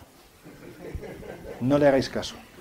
Porque aquellos 10 minutos se convirtieron en 10 horas en selva de montaña, que es extraordinariamente dura, subiendo, bajando, a punto de despeñarnos. Aquí tenéis al que ha sido mi compañero durante mucho tiempo de viajes, Juan José Revenga, productor de Televisión Española. Nosotros íbamos buscando algo que nos había llegado desde allí, gracias a este señor que tenéis aquí, Ulises Gamonal. Es arqueólogo vocacional, pero ante todo es chamán, un hombre que se ha preocupado por rescatar su pasado. Nos hablaban de que en esta zona de Yamón había algo verdaderamente sorprendente, ¿no? Algo tan sorprendente que no nos creíamos, y que para ver si era verdad queríamos comprobarlo, ¿no? Hacerte 15.000 kilómetros para intentar comprobar que te están engañando, imaginad, ¿no? La locura hasta dónde llega. Bueno, pues finalmente nos dimos cuenta de que no nos engañaban. La esperanza es lo último que se pierde, y yo creo que es un poco lo que premia a los soñadores, ¿no? Bueno, pues llegamos a esta zona de Yamón, que para que os hagáis una idea tienes que ir acompañado de alguien de la zona, tienes que pasar por el pueblo de Yamón, pedir permiso al curaca, esta es zona sagrada, no puedes entrar de otra forma, te arriesgas a que te hagan mucho daño, porque aquí, salvo chamanes, nadie más puede entrar, y a nosotros nos dejaron, ¿no? Además nos advirtieron que teníamos que ir con otra persona que pertenecía al MRTA, Movimiento Revolucionario Tupac Amaru, que había estado dentro de este movimiento, entre comillas, terrorista, porque se conocía los senderos de montaña. ¿Por qué? No por las alimañas bichitos, sino por las de dos patas. Porque en esta zona, que no tiene petróleo, que no tiene oro, que no tiene plata, no tiene absolutamente nada, hace 40 años hubo un conflicto encubierto entre Perú y Ecuador, que se querían quedar con esta región, y al final determinaron, ni para ti ni para mí, la minamos, está toda minada. Y esas minas no se han quitado, con lo cual te arriesgas a pisar una mina y, bueno, pues salir volando al río que hay un poco más abajo. El caso es que aquella jornada fueron 10 horas, en las que este señor además constantemente iba haciendo sus rituales. Lo que está mascando es hoja de coca. Él hacía sus pagos a la Pachamama, a la Madre Tierra. Allí hasta los arqueólogos lo hacen. La diferencia entre la arqueología entre América y Europa es extraordinaria, ¿no? Porque allí todavía se venera a la tradición. Y para acceder a un lugar sagrado tienes que pedir permiso a la Pachamama y tienes que hacer un pago. El pago puede ser verter un poco de agua, que en ese momento se convierte en algo que es casi más valioso que el oro, o hacer un ritual, como era el caso del señor chamán, que, por cierto, nosotros íbamos parapetados con botas, en fin, pues con todos los equipos de montaña para llegar al sitio donde íbamos, y este señor iba con chanclas, y no os digo cómo avanzaba, o sea, era extraordinario. Me recordaba un poco a mi amigo Juan Ignacio Cuesta cuando se va por ahí de montañismo, que todo el mundo va muy bien puesto, pero él con sus chanclas, sus bermudas, y llega antes que nadie, ¿no? Esta es la selva, ¿no? Íbamos acompañados, además, de Quirino Olivera, que para que os hagáis una idea sería una especie de Indiana Jones, hoy en día, a la sudamericana. Estamos hablando del conservador del Museo de las Tumbas Reales del Señor de Sipán, que es el segundo gran descubrimiento del siglo XX, después del de Tutankamón en 1922. Este se produjo en 1986, y este señor es el conservador de este museo. Bueno, pues él no tenía ni puñetera idea de dónde iba. Él iba con unos pantalones de pinzas, unos zapatos, es decir, no sabía dónde iba. Estábamos todos absolutamente, entre comillas, engañados. Y fue el primer sorprendido. ¿Por qué? Porque en la parte más alta de la montaña, cuando ya estábamos a punto de tirar la toalla, cuando pensábamos que nos habían engañado, nos empezamos a encontrar arte rupestre. Un arte rupestre muy vivo, muy protegido, porque al estar la vegetación prácticamente echada sobre este abrigo de montaña, ha permitido que el sol no entre con fuerza y haya deteriorado estas pinturas rupestres. Y te empiezas a encontrar escenas verdaderamente particulares, ¿no? Que nos recuerdan mucho a otras que han sido pintadas en otros lugares del planeta. Civilizaciones que jamás han confluido, ¿no? Muchas de ellas ni tan siquiera cronológicamente. ¿Para qué hablar espacialmente? Unas estaban en Argelia, por ejemplo, y en este caso es Perú, ¿no? Esta especie de cabezones. Había escenas de sexo que son muy extrañas, ¿no?, en el arte rupestre de cualquier parte del mundo. Luego tenías esta representación, ¿no?, de diferentes tipologías. Ulises Gamonal decía, bueno, es que hay tipología de seres humanos con cabeza tipo comba, él decía. Luego había otros más bajitos y que parecían tener en su interior, en el interior de algo, a otro mucho más pequeñajo. Tenía representaciones de esto, que parece un canguro. Este personaje que hay aquí, que nosotros cariñosamente siempre le llamamos Pocholo, ¿no?, porque parece que lleva una mochila. Es decir, te ibas dando cuenta de que las representaciones no eran normales. Aquello, ¿qué demonios hacía allí? Zona de chamán, en un sitio en el que hace miles de años el hombre se dedicó a pintar las paredes, quién sabe si plasmando lo que estaba viendo. Y lo que estaba viendo lo observamos sobre todo en esta escena, ¿no? Aquí vemos, por ejemplo, a un tipo muy alto que está sodomizando a uno más pequeñajo. Es todo como muy extraño, en esta especie de grecas. Este tipo de pintura, por ejemplo, yo solo la he encontrado aquí en España, en cuevas como la de Puente Viesgo, ¿no?, en Cantabria, donde hay cosas muy parecidas, pero claro, estamos hablando de una antigüedad que nos remonta más allá de los 20.000 años. Aquí es imposible. Pero sobre todo, lo que nos sorprendió fue lo que había en el centro de la imagen.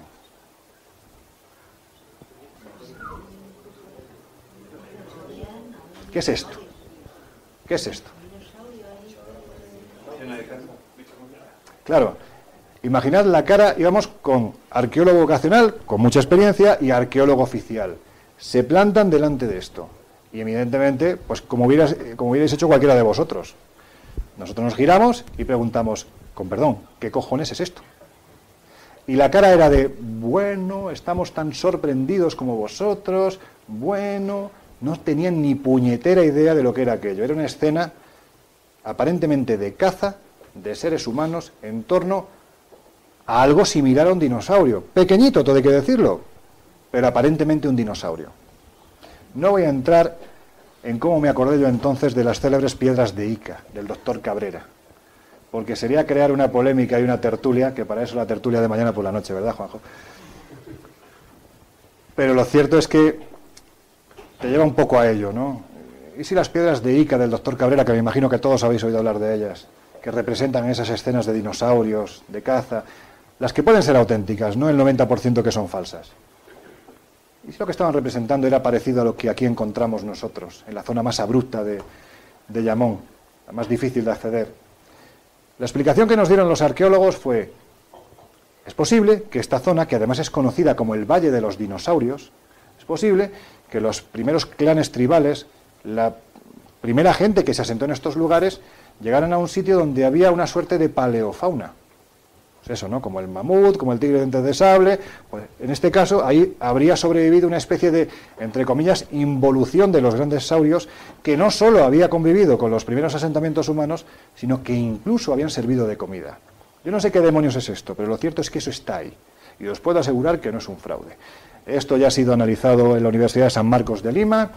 Evidentemente los arqueólogos que estaban allí al ver aquello inmediatamente decidieron que había que estudiarlo mucho más. Se ha llegado a una serie de dataciones. No nos vamos evidentemente a 65 millones de años atrás, ¿no?, que es cuando desaparecen los dinosaurios, pero sí estamos en el entorno de los 8.000, 10.000 años de antigüedad, que eso para América es una auténtica barbaridad. Y voy a ir terminando con otro de los lugares que más me sorprendió, ¿no?, por esa parte mágica que os digo que tiene, ¿no?, porque la selva, aunque os he hablado de exploración, de ciudades perdidas, de pinturas rupestres que no somos capaces de interpretar con los ojos del siglo XXI, también te encuentras con otras cosas, ¿no? Esto que tenéis en imagen es el Amazonas al fondo, y esta es la ciudad de Iquitos, en Perú, norte de Perú. Allí no puedes llegar más que en avión, en barco, no hay carreteras. Es una ciudad que cuando llegas te recuerda mucho, vamos, yo no he estado nunca, pero me dio la sensación de que tiene que ser muy parecido, por ejemplo, a Saigón, por ejemplo, ¿no?, por el tipo de utilitarios, ¿no?, que utilizan para el desplazamiento, por los rasgos faciales de la gente. Es posible que la gente que vive allí sean más parecidos a un indonesio, por ejemplo, que a un colombiano, rasgos faciales en este lugar. Pero sobre todo te das cuenta de la parte mágica, ¿no? Aquí, por ejemplo, esto lo fotografié, se lee la mano, ¿no?, decía este señor. Claro, allí ves generalmente quién se acerca a que le lean la mano, y suele tener más mugre, que es imposible que ahí se pueda interpretar absolutamente nada. Esto lo fotografié porque me llamó la atención, por ese marco que tenéis ahí fue una de las grandes ideas del que fue alcalde de Iquitos, porque decidió que en el malecón de Iquitos, pues todas las tardes la gente fuera para contemplar el atardecer.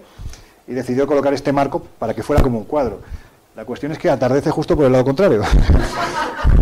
Pero nadie se quejó. No, pero nadie se quejó, ¿eh? No creáis, dijeron, bueno, pues entonces para el amanecer, aunque haya que ponerse así. Da igual. Todo se puede salvar. Iquitos es una ciudad... Sí. Iquitos es una ciudad extraordinariamente rica, ¿no?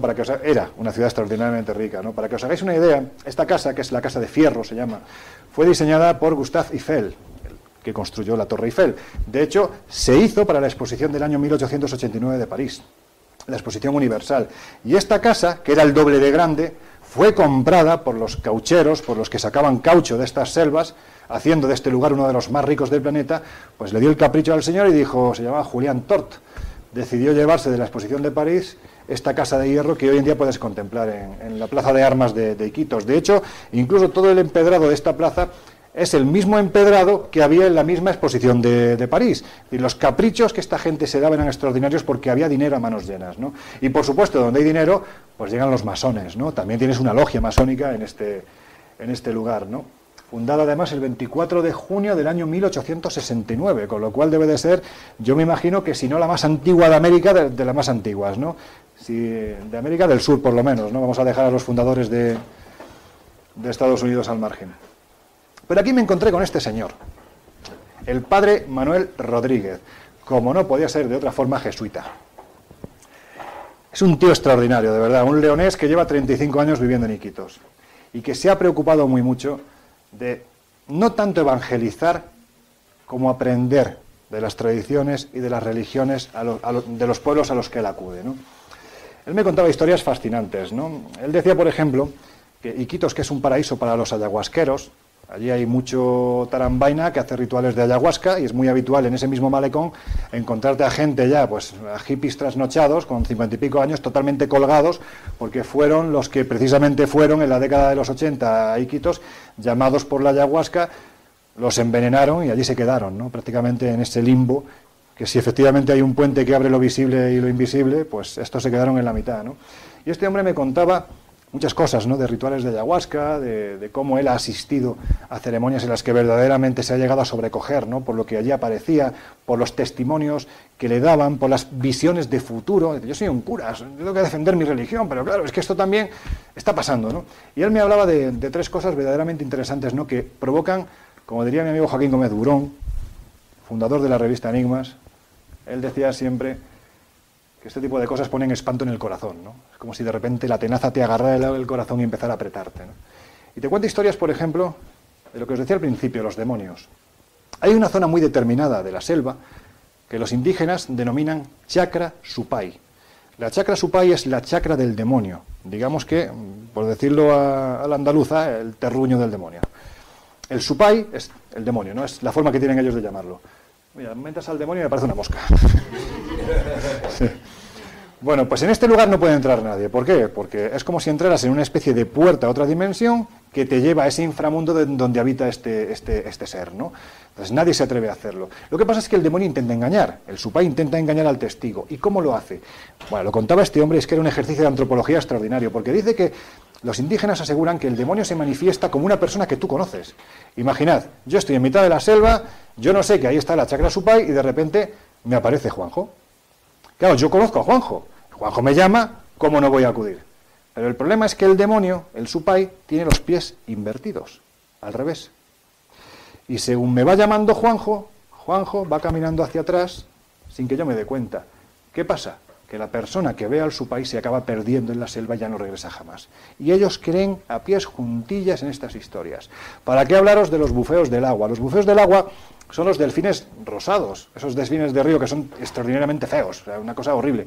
Pero bueno, el caso es que allí, pues cuando vas a los lugares más turísticos, pues ves que la gente le echa de comer, los toca, en fin. Bueno, pues la tradición indígena tiene una imagen de estos bufeos del agua totalmente contraria, o sea, son poco menos que criaturas demoníacas, ¿no? Criaturas que además, especialmente en noches de luna llena, adoptan forma humana, acuden a esos pueblos que se encuentran a la vera de los ríos y van buscando especialmente jovencitas, a ser posible vírgenes, que se llevan al río y las hacen desaparecer.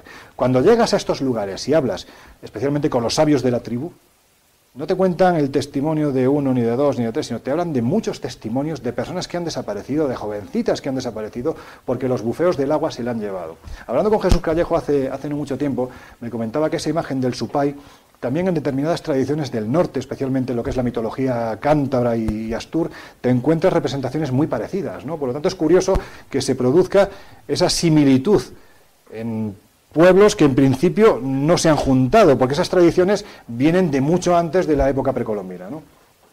También se habla, por supuesto, de la Yacumama. La Yacumama es la anaconda gigante, que para ellos es la que va abriendo el curso de los ríos. O sea, imaginad el tamaño que tiene.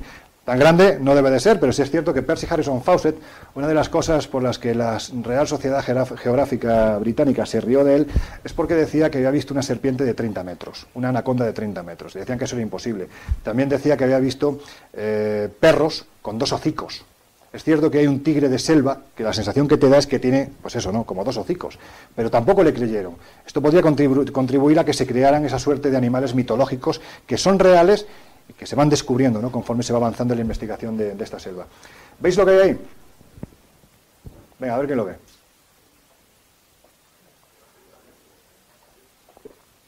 Arriba, arriba a la derecha. Un poquito mejor. Ahí. Con esto voy a ir terminando. Al principio os dije que os iba a enseñar Machu Picchu, lo que sería una especie de Machu Picchu, pero más auténtica, ¿no?, en pleno siglo XXI. ¿Cuántos escucháis La Rosa de los Vientos? Bien. Es que claro, no podía dejar pasar a mi cultura favorita, ¿no?, los chachapollas. O sea que no podía dejarlos pasar. Bueno, estaba la broma, ya sabéis, ¿no?, que decían que surge si se junta un hombre chachapollas y una mujer como chingón. En fin, vamos a dejarlo ahí. Son etnias que existen, que existieron por lo menos, ¿no? Esta ciudad perdida a 3.000 metros de altura es Cuelap. Es una ciudad fascinante que pertenece a la cultura Sach Apuyas, los hombres de la niebla. Es como eran conocidos porque cuando Pedro Cieza de León, el cronista que acompaña a Pizarro durante toda la conquista del Perú, llega a estas tierras, asegura que todas y cada una de las ciudades de esta cultura están siempre por encima de las nubes. Ellos viven por encima del manto de las nubes, porque consideran que por debajo lo que hay es un inframundo en el que tan solo habitan demonios. De hecho, no bajaban nunca. Y la única vez que alguien subió, pues sí, tenía tecetrina, era todo lo contrario a lo que eran ellos, ¿no? Ahora os voy a decir por qué. Era el Inca, ¿no? El Inca que venía a invadir su tierra y que finalmente lo consiguió. Lo que pasa es que esta es de esos misterios extraños que tienes en América, ¿no? Y que te lleva un poco a... Jobar, ¿por qué no? ¿Por qué Chadwick, cuando hablaba de esos continentes hundidos, rascando, no hay, aunque sea un 5% de verdad, pero ¿por qué no pensar que pudo haber un 5% de verdad? Porque en lugares como Cuelap, esta posibilidad se validaría. Porque la gente que habitaba Cuelap no debía de estar ahí. No debía de estar ahí. Primero, 3.000 metros de altitud, fortalezas. Estamos hablando de muros, se accede prácticamente en fila india. El objetivo era desde arriba, pues si alguien intentaba entrar, directamente se le lanceaba. Los muros son altísimos, es una fortaleza en todos los sentidos. El interior exactamente igual, ¿no? Pero, decía el Inca Garcilaso de la Vega, estos chachapollas adoraban a las culebras y tenían el ave cuntur por su principal dios. Su piel es blanca y sus ojos claros, dignos de nuestros soberanos.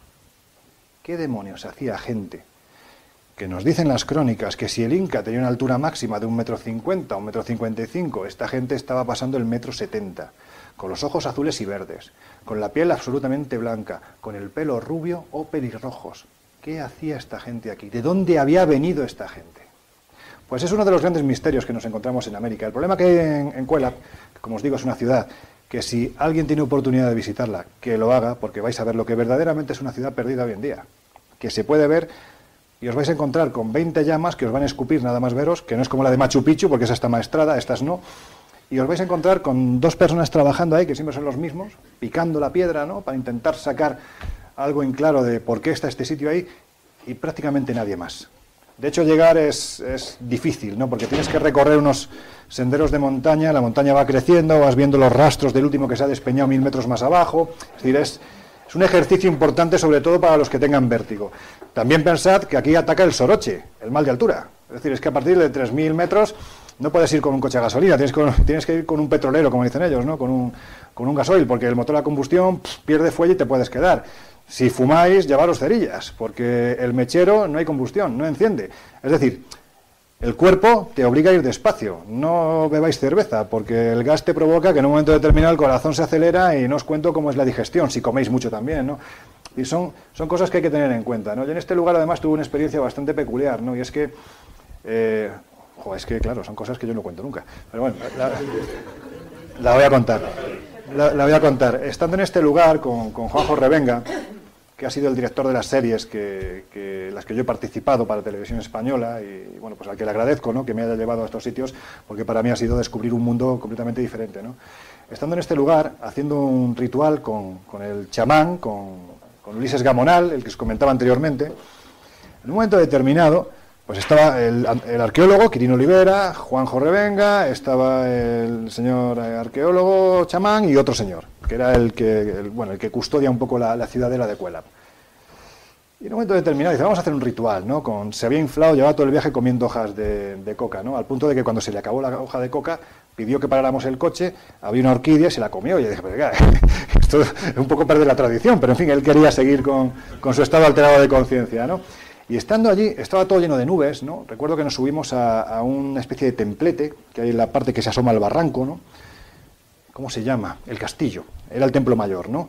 Es una especie de cono invertido. En el centro tienes un agujero que era donde se metían los cadáveres de los sacerdotes y también de la gente que se sacrificaba en este lugar, ¿no?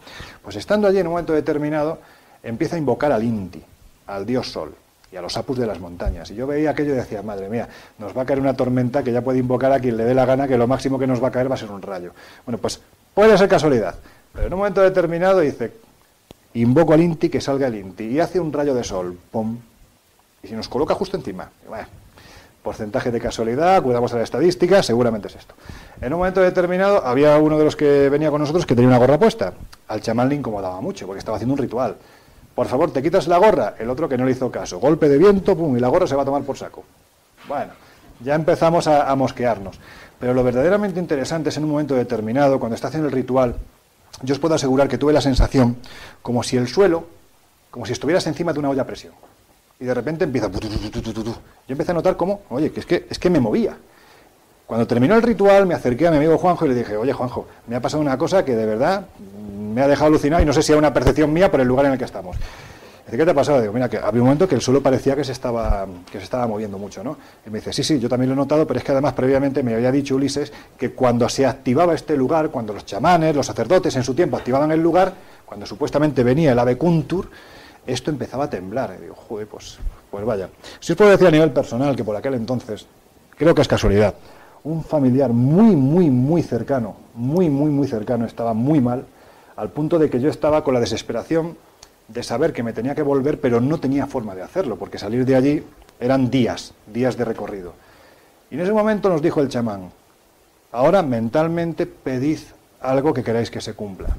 Yo creo que fue casualidad, pero yo os aseguro que pedí que ese familiar mío, en ese momento pedí, por favor, que se cure, porque es que si no, yo no voy a poder seguir aquí y posiblemente es que ni tan siquiera llegue a verlo con vida. La conversación que tuve al día siguiente con la familia de aquí, me dijeron que había mejorado, pero vamos, en cuestión de 12 horas, de una forma extraordinaria. ¿Fue casualidad? Puede ser, pero yo me acuerdo mucho de Ulises y le tengo mucho cariño, es un gran amigo. Esta fue la parte buena. La parte mala es que desde que estuve aquí prácticamente estoy casi ciego de este ojo porque me picó un bichito que se llama lampreojo. Tener cuidado con ellos.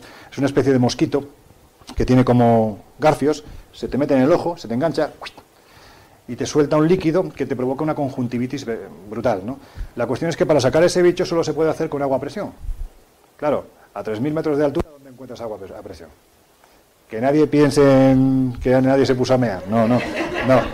Yo casi os diría que fue peor, ¿no? Pero en fin, como había confianza, a Juanjo le dijeron, mira, la única forma es... Habíamos comido hacía poco.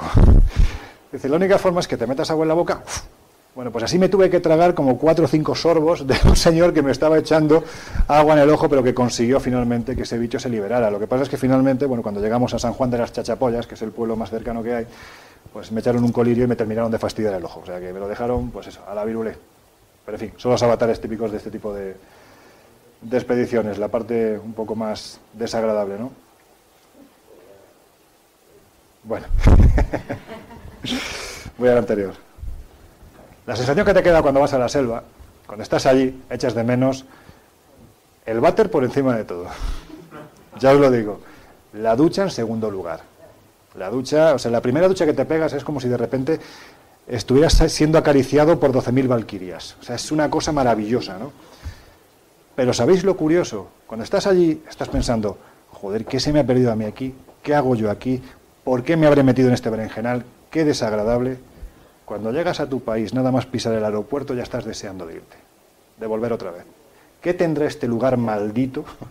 ¿Qué tendrá este sitio que de una forma u otra te llama al punto de que algunos los ha llamado con tanta fuerza que finalmente no han regresado?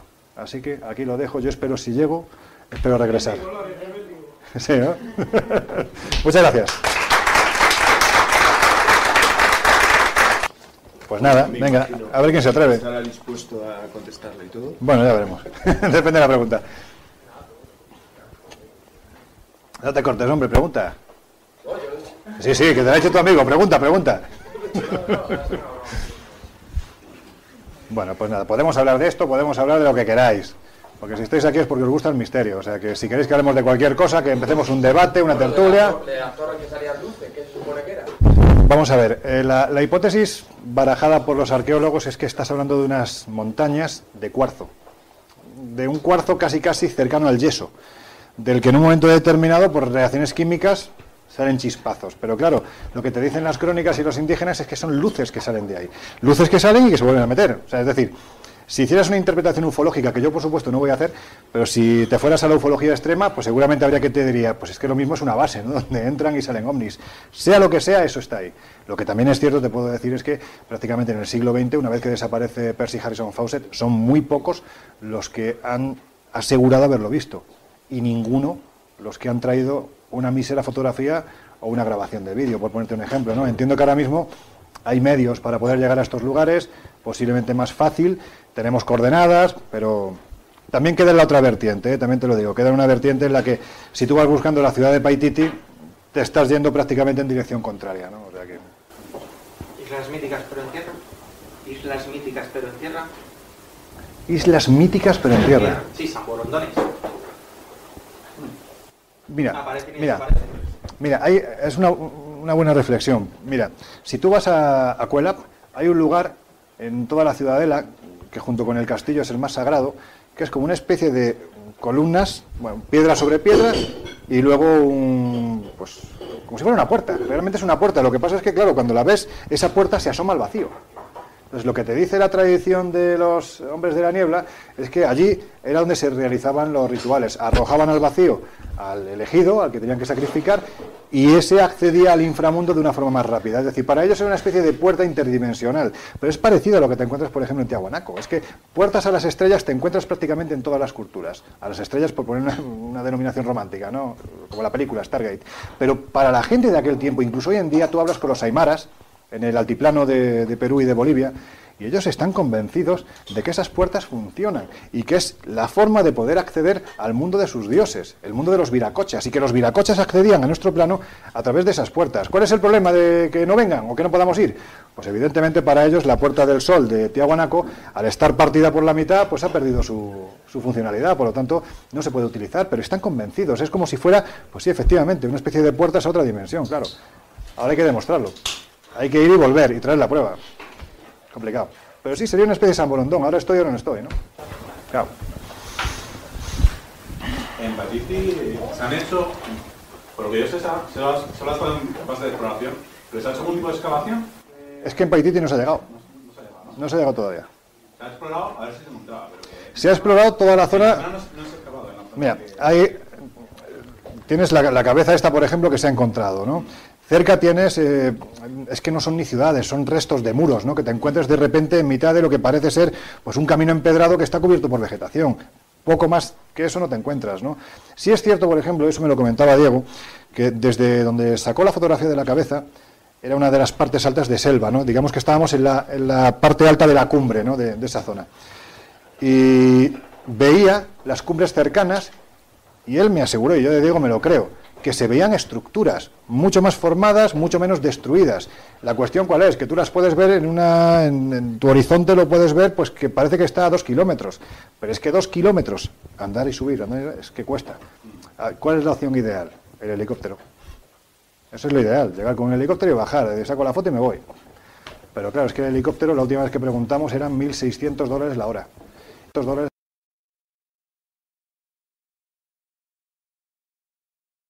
Llegar allí, pues, lo mismo no tiene ni gasolina, o sea, que lo que utiliza un helicóptero. Eso es complicado. Ahí hay que ir como se hacían las expediciones antiguas. Con mucha fe, con mucho sudor y con ganas de llegar. No ha habido ningún arqueólogo con muchos medios o una universidad que pusiera mucha pasta de por medio para poder probar lo que comenta del helicóptero. Pues, hombre, evidentemente vosotros, pues lógicamente con lo que podéis, ¿no? Pero una gran expedición montada con recursos, a lo mejor eso del helicóptero que comentas sí se lo podrían haber planteado, ¿no? Mira, hay una cosa interesante que nos decía Quirino Olivera, el arqueólogo. Él defendía lo mismo que defendía el doctor Cabrera, que la arqueología peruana no interesa a las instituciones peruanas. Y él es un arqueólogo que además es profesor de la Universidad de San Marcos, en Lima. Él decía, ciudades chachapollas que se han descubierto, en las que de repente tienes construcciones absolutamente insólitas, como son puentes. Puentes. En mitad de las ciudades, que tenemos así, en toda la región del Tambopata, todo esto que habéis visto, donde está Cuelap, toda esa zona, ¿no? ¿Por qué? Porque las hemos visto, hemos sobrevolado la zona. Pero claro, para llegar allí, tienes que plantearte hacer la patita si quieres hacer una mínima investigación, tienes que llevar material, tienes que hacer una mínima investigación. Entonces, claro, ¿qué es lo que dice él? Aquí no hay oro ni hay plata, solo hay piedra, por lo tanto no interesa. Y lo tiene clarísimo. Fuera de Perú, pues tienes a un señor que es muy, ¿cómo diría? Pues muy idealista, que se llama Gregory de Yermayan, que me imagino que habrás oído hablar de él, que lleva 35 años buscando ciudades perdidas en la selva, que está convencido de haber localizado Paititi, pero que lo máximo que ha encontrado, con el apoyo en este caso no de Perú, sino de National Geographic, los grandes documentales que se han hecho de estas historias generalmente vienen de National Geographic y generalmente los protagoniza Gregory de Yermayan. Pues él te lo dice claramente. Vamos a ver, aquí instituciones como National Geographic, cuando entran, pues no es la National Geographic de principios del siglo XX, que sí, que patrocinaba expediciones, que tenía un afán descubridor importante, de dar a conocer. Ahora se pretende sacar un documental. Y si vas buscando una ciudad perdida y no la encuentras sí o sí. Ese es el objetivo. Es una pena. Entonces, para poder llegar a esto, tienes que tener coraje, ganas, ilusión, los medios que tengas a tu alcance. Y oye, si encuentras una pequeña pieza de oro, bueno, es que te voy a contar más, David. Un buen amigo de allí, de Perú, me decía, mira, lo mejor que podemos hacer es coger una pieza de un museo y cuando lleguemos al sitio decimos que la hemos desenterrado y ya verás tú cómo sí se preocupan. Entonces sí que vienen todos. Una pieza, esto, no más. Ya verás como entonces sí que se interesa la universidad, el gobierno, vamos, se interesa hasta el Papa. Pero mientras sean piedras, es una pena. Yo creo que eso habría que aplicarlo en más países. Claro. No sé, claro. Buenos estudios arqueológicos. Pues es que es una desgracia, ¿no? Porque te das cuenta de qué es lo que nos motiva y por qué se funciona, ¿no? Hace poco, yo no me acuerdo con quién lo hablaba, creo que era con Manuel Caraballal, que, ¿os acordáis de esa campaña? No tiene nada que ver con esto, pero es cierto, ¿no? Un poco por qué funciona el ser humano, ¿no? Por qué es lo que nos mueve o qué es lo que mueve a los grandes poderes que no son ni reptilianos ni Illuminati, sino que son gente que gobierna con muy mala leche. ¿Os acordáis de la campaña de salvar a nuestras niñas, el cartelito que sacaron por las niñas secuestradas en Nigeria por Boko Haram? Las 200 niñas que todavía no han aparecido, por cierto, y que se supone que ya las han matado. Pues claro, creo que era Manuel el que me lo decía, dice, mira, que se metan el cartelito, tanto la señora de Obama como los demás por el culo, porque si en vez de ser unas niñas fuera un pozo de petróleo, los SAR habían entrado allí hacía ya mucho tiempo. Pues es así. Aquí no hay oro ni plata, tampoco hay petróleo, por lo tanto. No interesa, mientras sea piedra y que además, o sea, imaginad por un lado, si tú descubres un sitio como este, o sea, Machu Picchu, por ejemplo, se puede mantener gracias al turismo que tiene. Pero si no hubiera ese turismo, eso no lo puedes mantener. Si es que la selva se lo come. ¿Sabéis los gastos que tiene eso? Pero muchas veces hemos hablado que estos sitios además tienen una especial forma de protección. Lo hemos hablado alguna vez. Perdona, Juan. Estos sitios suelen tener algo que es una autoprotección, sí, que impide de alguna manera que vaya en el no adecuado. Totalmente. Sí, totalmente de acuerdo. Mira, hay una fotografía que no la he contado, pero te encuentras, esto en Cuela, por ejemplo, te lo encuentras prácticamente en todos los rincones, ¿no? Metido a lo mejor aquí en una piedrecita te encuentras símbolos de serpientes, siempre. Según te vas acercando a un lugar que supuestamente para los nativos de la región es un lugar de poder, que no puedes acceder, ¿qué tal? Empiezas a ver de forma curiosa pues que aparecen muchas serpientes, ¿no? Como que hay lugares que están protegidos, ¿no? La primera expedición que hicimos a la selva, al Madre de Dios, en la zona de Pantiacoya, recuerdo que cuando íbamos a salir teníamos que pedir permiso, es un parque natural, el Parque del Manu, teníamos que pedir a la etnia de los Macheguenga que nos dieran permiso para poder acceder al lugar, ¿no? El problema de estos sitios es que si no vas con una gran producción, pues es que ya los pobres Macheguenga están también contaminados, ¿no? Entonces, claro, tienes que soltar un pastón y dijimos, pues ¿qué hacemos? Pues chicos, en vez de ir por aquí, que nos van a ver, nos vamos por aquí. Bueno, pues según planteamos esto, al día siguiente, es que, de verdad, yo me acongojé. Porque es que no os hacéis una idea los nubarrones, el viento, la tormenta que había sobre la zona de Pantiacoya. De repente salimos con el 4x4 para coger el barquito y nos encontramos en mitad de la carretera en un sitio que no aparece nadie, un carril, que es que no cruza nadie. Pues yo creo que tuvo la puñetera mala suerte la pobre serpiente de cruzar justo cuando pasábamos nosotros, porque es que por allí no pasa nunca nadie, o sea, y justo cuando pasamos pillamos la serpiente, empezaron a aparecer serpientes de los árboles, recuerdo, que a mí las arañas me da mucho miedo, ¿no? Bueno, pues como íbamos con el techo abierto para que respirara el coche, pues empezaron a caer arañas, o sea, era todo como muy extraño, es decir, ¿es casualidad? Pues seguramente es casualidad, pero cuando estás allí te lo crees. Cuando estás allí piensas, joder, aquí hay algo que no quiere que yo vaya, así que mejor. Y en esa primera expedición nos dimos la vuelta. No seguimos, nos quedamos a 4 horas. Pero no solamente son los nubarrones, las serpientes y las arañas. Es que hay algunos sitios que tú vas aquí, incluso en España, sí, donde si no eres el adecuado, no ves nada. Tú te acordarás seguramente de lo que contaba Fernando Jiménez del Oso, cuando le preguntaban que cuál era el sitio más aterrador en el que él había estado. ¿Te acuerdas de lo que contaba? Que, joder, que era un sitio absolutamente normal. No sé si habéis estado alguna vez o conocéis la naveta de Estudons, en Menorca. La naveta de Estudons es una especie de montoncito de piedra que se utilizó en su momento como una especie de cueva artificial para meter restos humanos. Bueno, pues es un sitio que tú lo ves, bueno, pues yo qué sé, es que es un montón de piedra, sin más. No tiene nada especial. Pues Fernando lo contaba siempre, que cuando él llegó la primera vez y la última que vio aquel lugar, según se iba acercando, tenía la sensación de que algo le estaba diciendo, que te vayas, que si no te vas te doy. Y se sintió tan mal que se dio la vuelta. O sea que eso que tú cuentas puede pasar en cualquier lugar. Efectivamente, depende de la persona, ¿no? Yo entiendo también que hay que tener mucha sensibilidad. Entonces, por eso los que somos insensibles como becerros, pues no solemos percibir estas cosas. Contabas algo de las Amazonas, que encontraron un pueblo que desaparecía como un pueblo de las Amazonas. ¿Qué se cuenta en relación a eso? Vamos a ver, de las Amazonas, lo que tenemos es lo que nos cuenta, lo que empezó contando Francisco de Orellana, ¿no? Luego, evidentemente, una vez que Orellana ubica ese poblado, pues pasó lo que pasó, ¿no? Que allí empezó a llegar más gente, con más armas, pues seguramente hoy habrá muchos descendientes de las Amazonas y de los españoles, ¿no?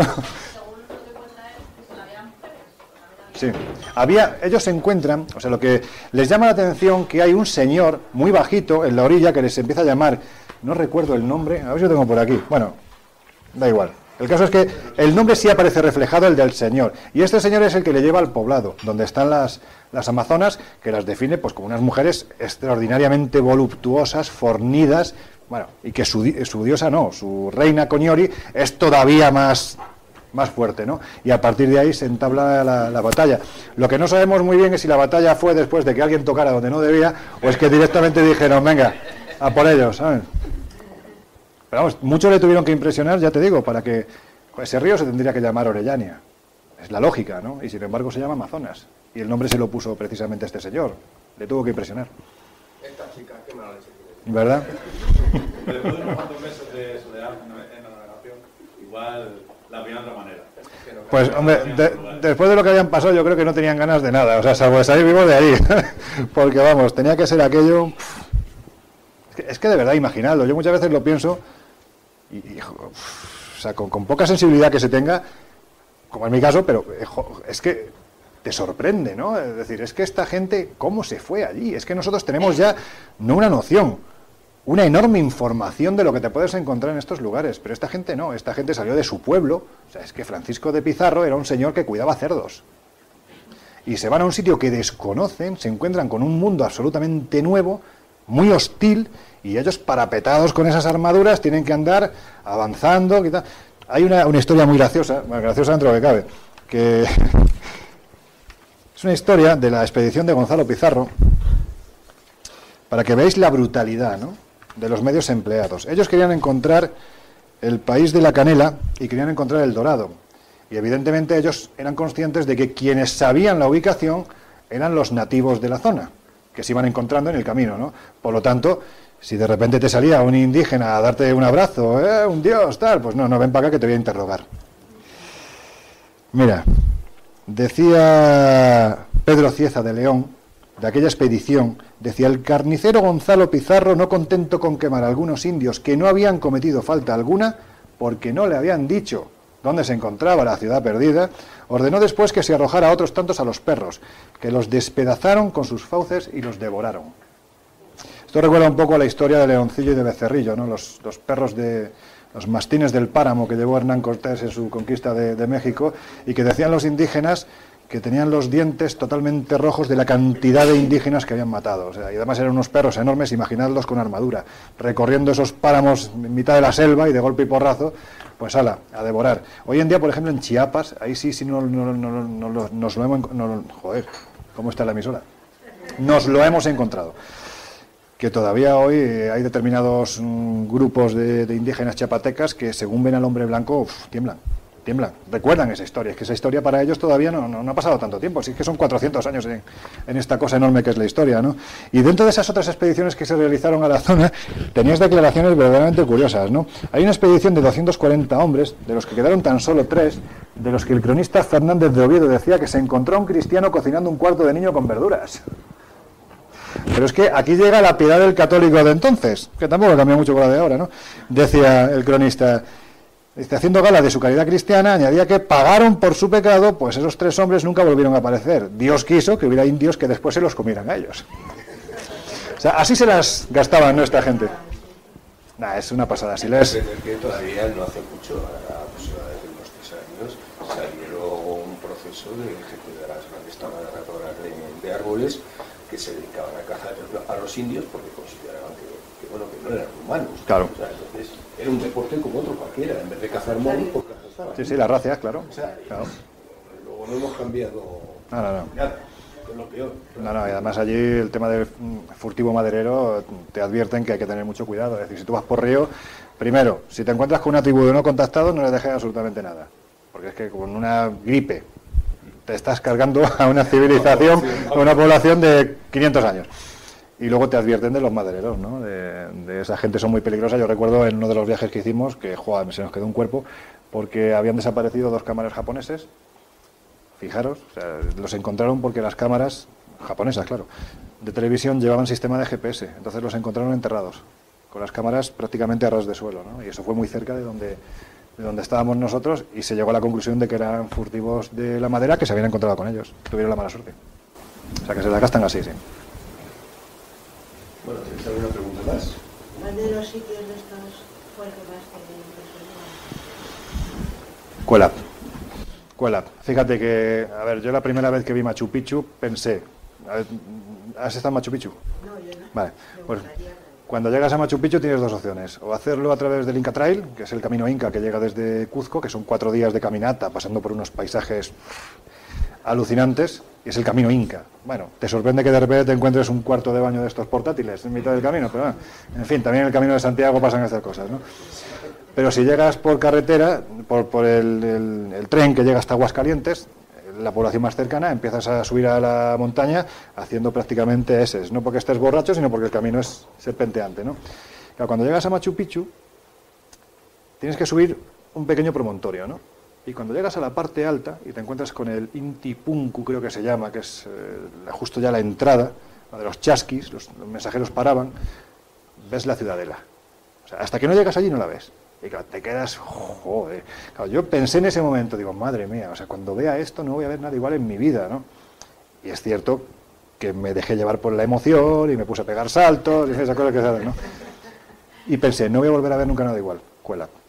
A mí Cuela me impresionó muchísimo, muchísimo. Es un sitio fascinante, pues eso, es una ciudad perdida real, real. Y merece la pena verla. Muy chulo el sitio. Había una pregunta al fondo. Voy a profundizar un poco en la relación esta que hay entre el continente perdido que has comentado antes, la tipología de los habitantes que encontraron y las culturas o restos o cosas así. Vamos a profundizar un poco en esto. ¿Cuánto tiempo tenemos?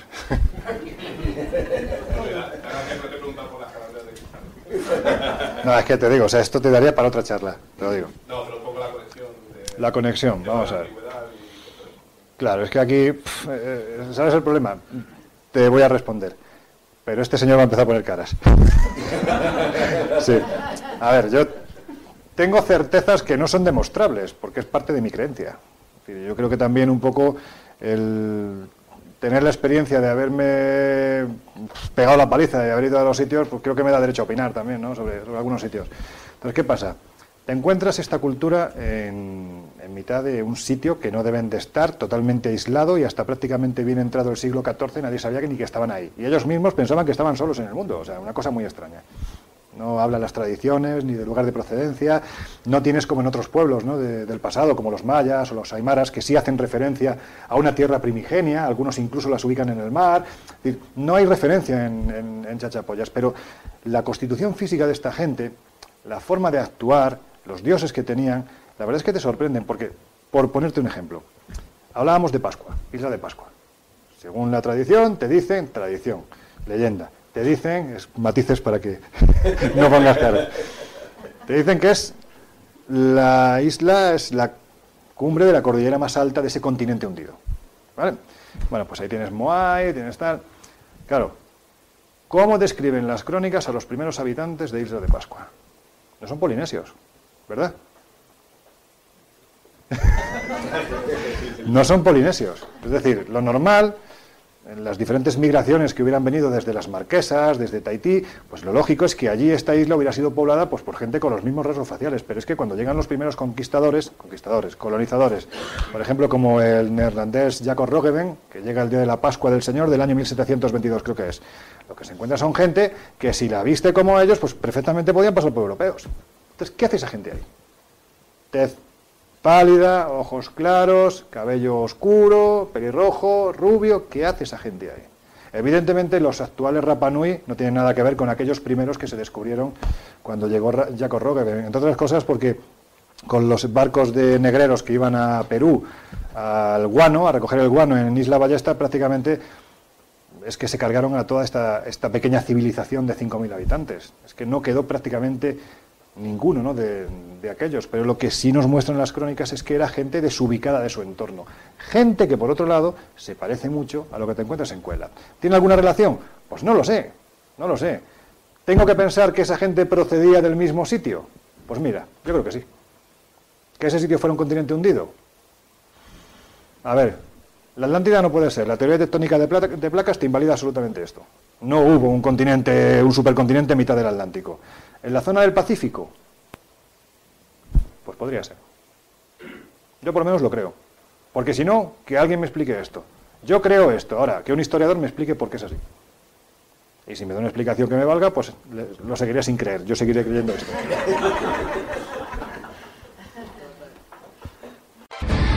Experiencias paranormales, enigmas históricos, conspiraciones, leyendas urbanas, el mito de los ovnis y muchos otros misterios que perduran con el paso del tiempo forman parte de las voces del misterio. ¿Crees que estás solo? Siempre hay alguien al otro lado. Voces del misterio.